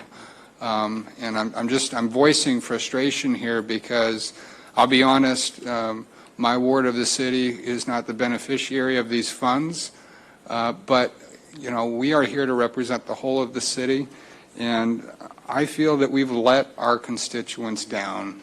We've let our residents down. And what are we going to do to make sure that this doesn't happen anymore? I think one of the challenges that we're going to have for some period of time, HUD continues to look at all of our programs, and the concerns with the demolition were just raised just a few months ago. and we've been It's trying very to work recent. with them. So we are receiving ongoing audits from HUD. They're still, you know, we did the action plan.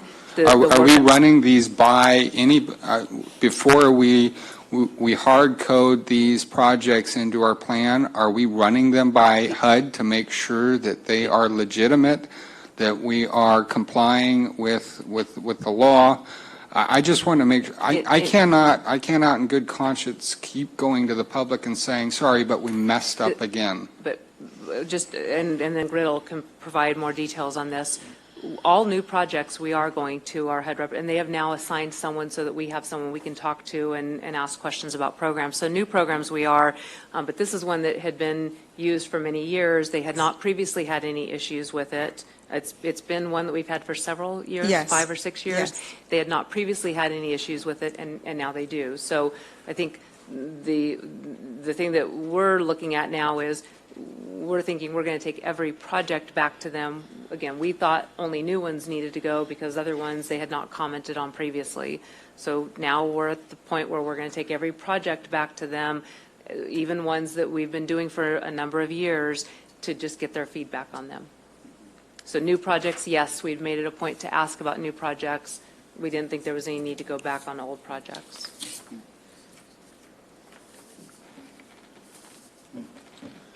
Does that conclude your report? Yes. Thank you. Any other comments? We have a motion to approve. Have a second? We have a motion and a second, and no further discussion. Call for the vote.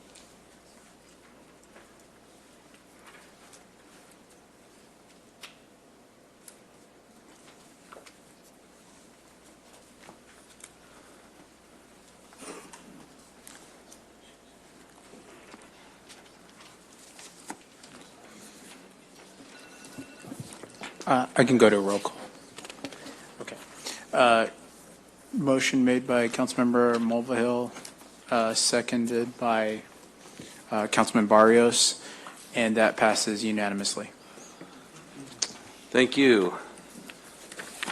We now move to item number 21, and at this time, we will turn the gavel over to the Mayor Pro Tem.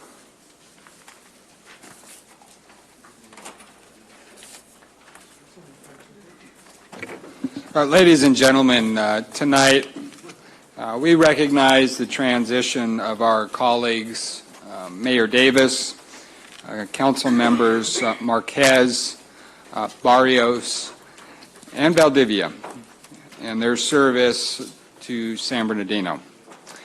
Each of you well represent our great community. It has been a tremendous privilege and honor to serve together over these years. Each of us sought to make a positive contribution to our city. Each of you have, and for that, we are grateful. It is in shared passion for the city and debating differences that we set the foundation for San Bernardino's bright future. A few years ago, we were a city suffering in bankruptcy. Today, we are fiscally sound, and we have approved a budget that will well serve our residents and businesses moving forward.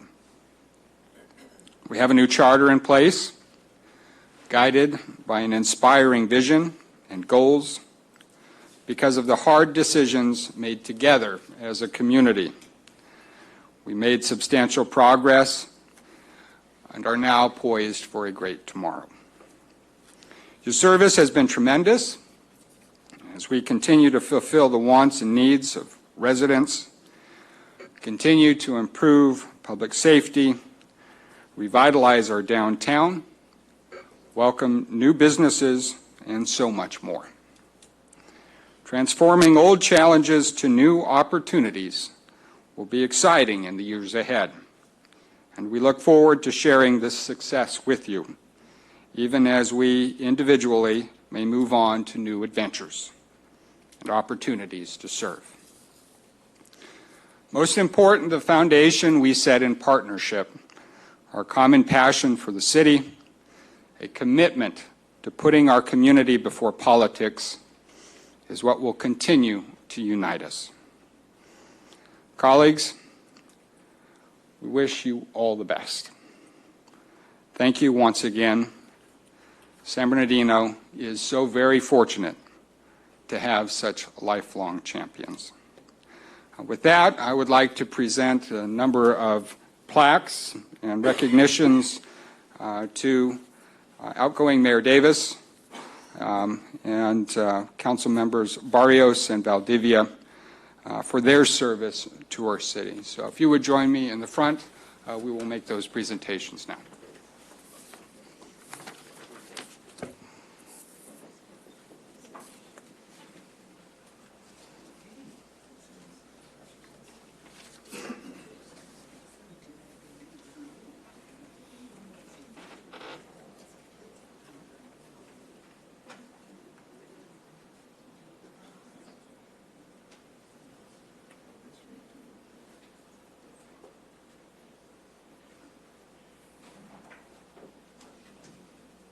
And if I may, I think it would be appropriate to invite all my other colleagues from the dais to please come up here and join me in presenting these plaques and recognitions to our colleagues.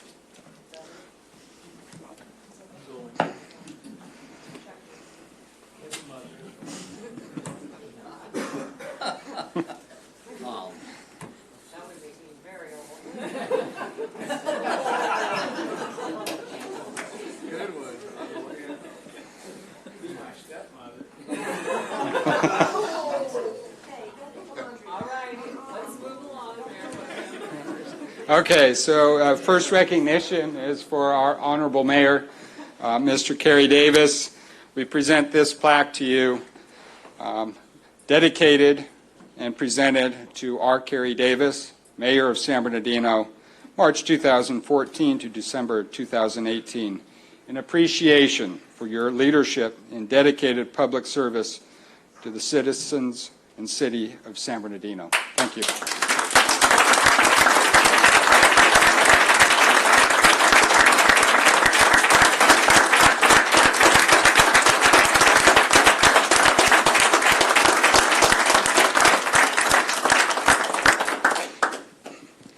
And on behalf of the state of California, Senator Mike Morrell, in recognition of your dedicated service as the mayor to the city of San Bernardino, your hard work and dedication to the city and its constituents is to be commended. Best wishes to you in all your future endeavors, presented this 5th day of December 2018. Thank you, Mayor. Thank you. And Mr. Mayor Pro Tem, I believe that Congressman Aguilar's office is here, and there may be others, so I don't know if you want to have them join you. Absolutely. I believe, is there Andrea Harlan in the audience? All right, Andrea, if you would please join me as well. Are there any other representatives of any of our elected officials in the audience? If not, Andrea, the podium is yours for your presentation as well. Sorry, just getting my certificates in order.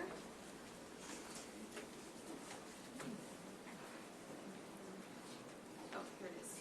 Okay, sorry about that. Hi, everyone. My name is Andrea Harlan, and I am a field representative for Congressman Pete Aguilar.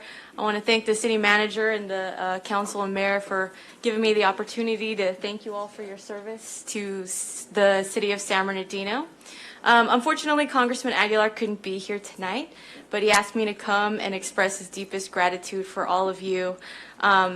I mean, I don't think I have to tell anyone in this room that we've had some ups and downs in San Bernardino, but we're a resilient community, we stick together, and we have made some strides. And a big part of that is due to the hard work from some of our outgoing council members and our mayor, Kerry Davis. So on behalf of Congressman Pete Aguilar and the U.S. House of Representatives, I'd like to present certificates of congressional recognition to our honorees tonight.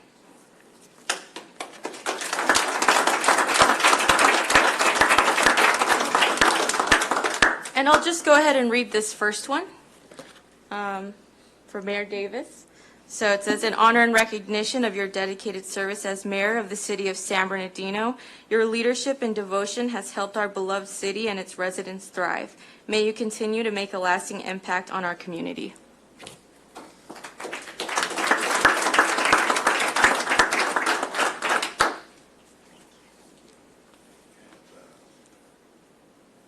Oh, and I'm so sorry. I also forgot to mention that Assemblymember Reyes also left some certificates of recognition for you as well. So, oh, and these are for Councilmember Marquez. If you wouldn't mind giving those to me. I do. Congressman Aguilar also wanted me to thank you all for moving forward on the VIP program this evening. That's really a positive step. And he wants me to let you know that we are ready to partner with you to make this program work. There are some other resources that may be available. We'd like to work with you on those, and maybe even to help you with some of the HUD stuff. So please keep us in mind as a partner, and we're really able and willing to help. Thank you again.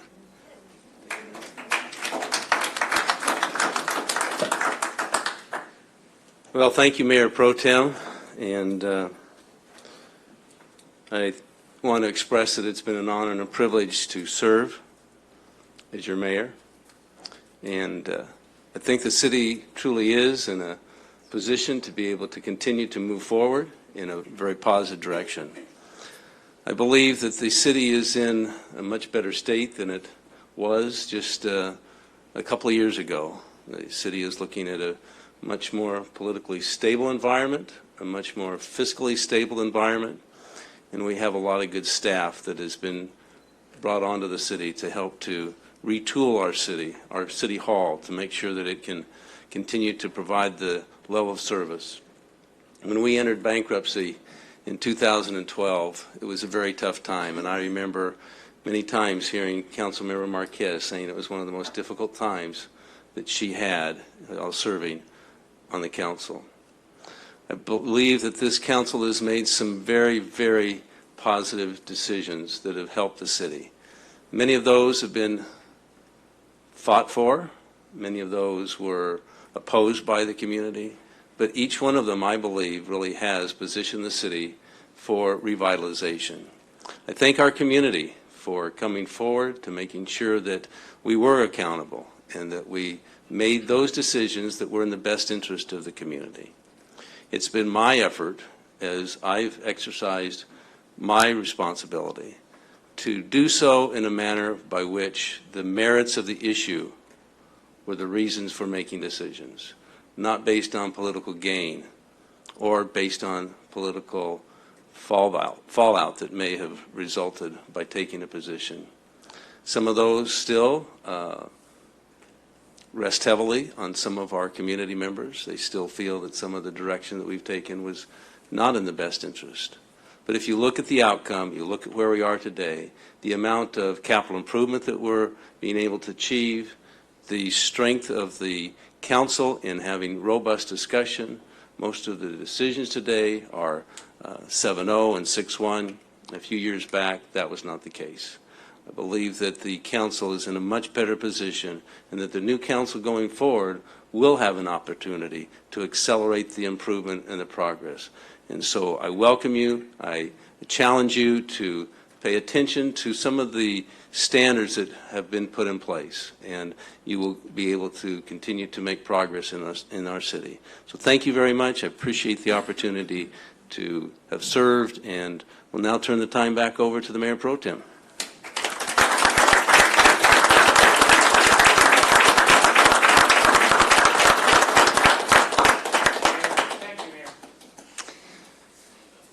I would now like to invite both council members Barrios and Valdivia to the podium to join me and to recognize their service as council members of both the 2nd Ward and 3rd Ward, respectively. This plaque presented to Benito Barrios, 2nd Ward council member, August 2011 to December 2018. Was that 2011? It's wrong. I think there's a typo on here, but Looks like it's some back page. okay, but we will correct that. We will make sure we get you a corrected plaque. We gave you 2 extra years of service. I don't know if PERS counts that or not, but either way, in appreciation of your leadership and dedicated public service to the city of San Bernardino and its citizens, my friend Benito, God bless you.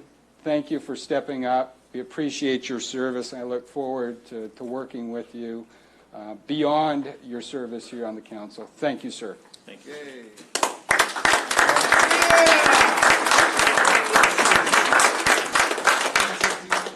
And I'll let you both come up here in a minute, but let me go ahead and, John, I have to say you have been a tremendous mentor. I have learned a lot from you in terms of your dedication and service to your constituents. And the 3rd Ward is very well represented by you. And I just want to present this plaque to you today.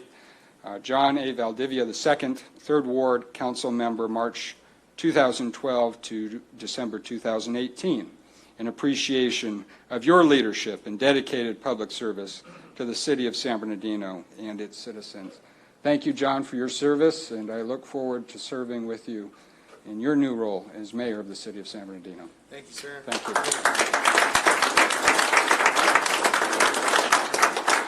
And with that, I also have recognition from our Senator Mike Morell, both for Council Member Benito Barrios, this is for you, and for Council Member John Valdivia, this is for you.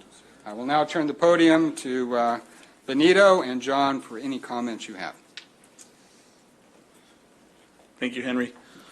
I first and foremost want to thank God for this opportunity that He's brought into my life. And because with Him, He's always guided my life. And for people that know me and have talked to me, I don't like politics. But I saw a need that my community needed. And the leadership that I've learned over the years through my military career kind of pushed me forward to step in that position that not so many people wanted to step into at that time. And so I also want to thank all the people of San Bernardino for giving me that opportunity and believing in me back in 2013 and electing me to my position. It's been a true honor and privilege to serve my hometown that I grew up in, that I never ever thought I'd be in this position to serve. You know, I thought my service was done once I left the Marine Corps, but I guess it continues, and it still will continue. Now that I've learned more intricately of how the city works and how the people are and the issues that are here, I now feel I've become a large asset for the community. And because with me, I have developed so many different relationships that I know we can still foster with the incoming council members. And I thank my friends, my family at home, and especially my colleagues who I've learned from every single one. You know, and Fred, you know, I got to give you some recognition for helping me kind of get started in introducing to me to my 60-hour-a-week part-time job that I took on, that he didn't tell me till after I was elected. And Mayor, I will miss our conversations that we had, talking about the issues, and we can still conversate if you want. Me and Mary would go back and forth on different issues and sometimes talk leadership and books and everything, just to improve one another and the city. And, you know, we did have our challenges. But, you know, San Bernardino has gone through challenges. And what I've learned in my lifetime is that challenges are times to become and opportunities to become stronger. But we make that decision, whether to let the challenge overcome us or to stand up to that challenge and take it head on and learn from it. So I thank everyone once again for the opportunity to serve my community, and I will still see you out there. Don't think I'm going to go away. I'm just leaving this position and turning over to Sandra Ibarra, but I'll still be out there, and I'll see you there. Adios, San Bernardino.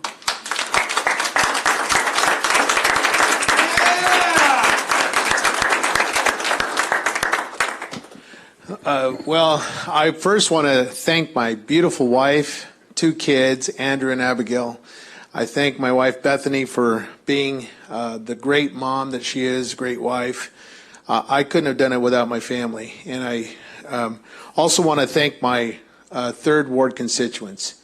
Thank you for your support. Thank you for your patience with me. And I really do appreciate our 3rd Ward residents. Thank you. From the southeast corridor to the southwest corridor to the central portion, the Bunker Hill and the Valley College area, thank you. Thank you to Colony Park. Thank you to all my district. Really do appreciate. I don't even know what camera I'm looking at, but I guess over here. I just want to say thank you. Thank you, 3rd Ward residents. Thank you for allowing me the privilege to serve people in my hometown. This has been a great honor. I've enjoyed every step of the way here in the 3rd Ward District, and I'm just elated to now serve in a greater capacity for the broader range of our community. I also want to thank Mayor Kerry Davis. Thank you, sir. Thank you for your leadership in our community. I really do appreciate what you've done for our community. Thank you, sir. Thank you very much for your bold leadership in a lot of ways that we don't even see. And so thank you, Kerry. Thank you for all your dedication and your community and your commitment here to our community. I really do appreciate that. And I want to say goodbye to Virginia, Councilmember Marquez in the 1st District. Thank you very much. You've served with great distinction, and you've done a lot for our community and your district, and I appreciate you. Councilmember Barrios, you've been my buddy, my friend, and I will miss you. I will miss you very much. Looking forward to welcome the new council members to the district. Councilmember Sanchez in the 1st District, who's joining us here in the audience, and Councilmember-elect Ibarra. Great races, and we appreciate you, and we welcome you with open arms. To every council member, including Fred, we've sat close together on a lot of stuff, and it's been fun. I've enjoyed being with you in the council, and Jim and Basine. Henry, can't forget my Councilman Nichols. So I just thank you. Thank you, San Bernardino. Thank you for the great opportunity. I want to get to work. That's my big passion. I love working. I can't, in my business, private life, I've always worked my tail off to get what I need and advance in my career. And so I'll do the same as a mayor. I'm going to get to work, and we're going to work hard, and we're going to have a lot of fun doing it. I do believe in fun, and we're going to have a lot of fun doing it. And so I'm just elated at the opportunity, and I thank you. Yeah! I know there's a group of people I want John to come up to, because I want him to affirm this, is that I'd be remiss if if we didn't recognize our council staff. You guys have been our,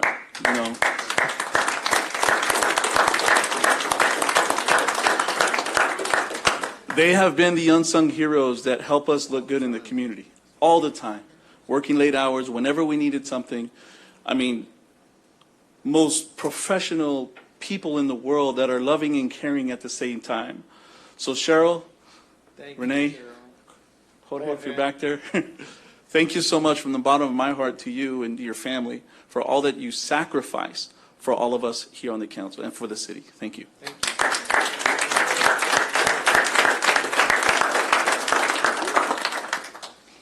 Yeah, and as was stated, we also recognize Ms. Virginia Marquez. The first time I met Virginia, she was dutifully leading a street cleanup downtown, and I think her commitment to our community goes without saying. She has always demonstrated a selfless commitment to doing what's best for our city.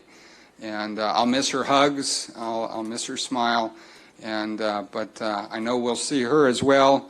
And so I just want to thank Ms. Marquez. Thank you for your service, and we look forward to seeing you in the years ahead. Once again, I just want to thank everyone this evening for being here.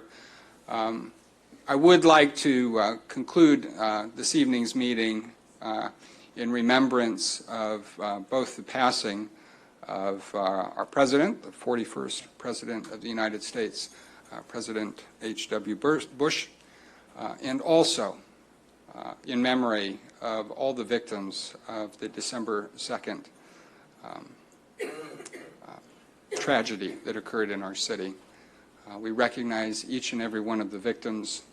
We know their families' hearts are heavy this time of year, and we think of you, and you are in our thoughts.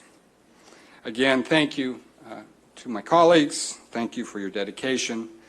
And if you would, those in the audience, those remaining here, please join us for a reception after this meeting to celebrate our colleagues and their service to our community. That concludes our remarks. Good night.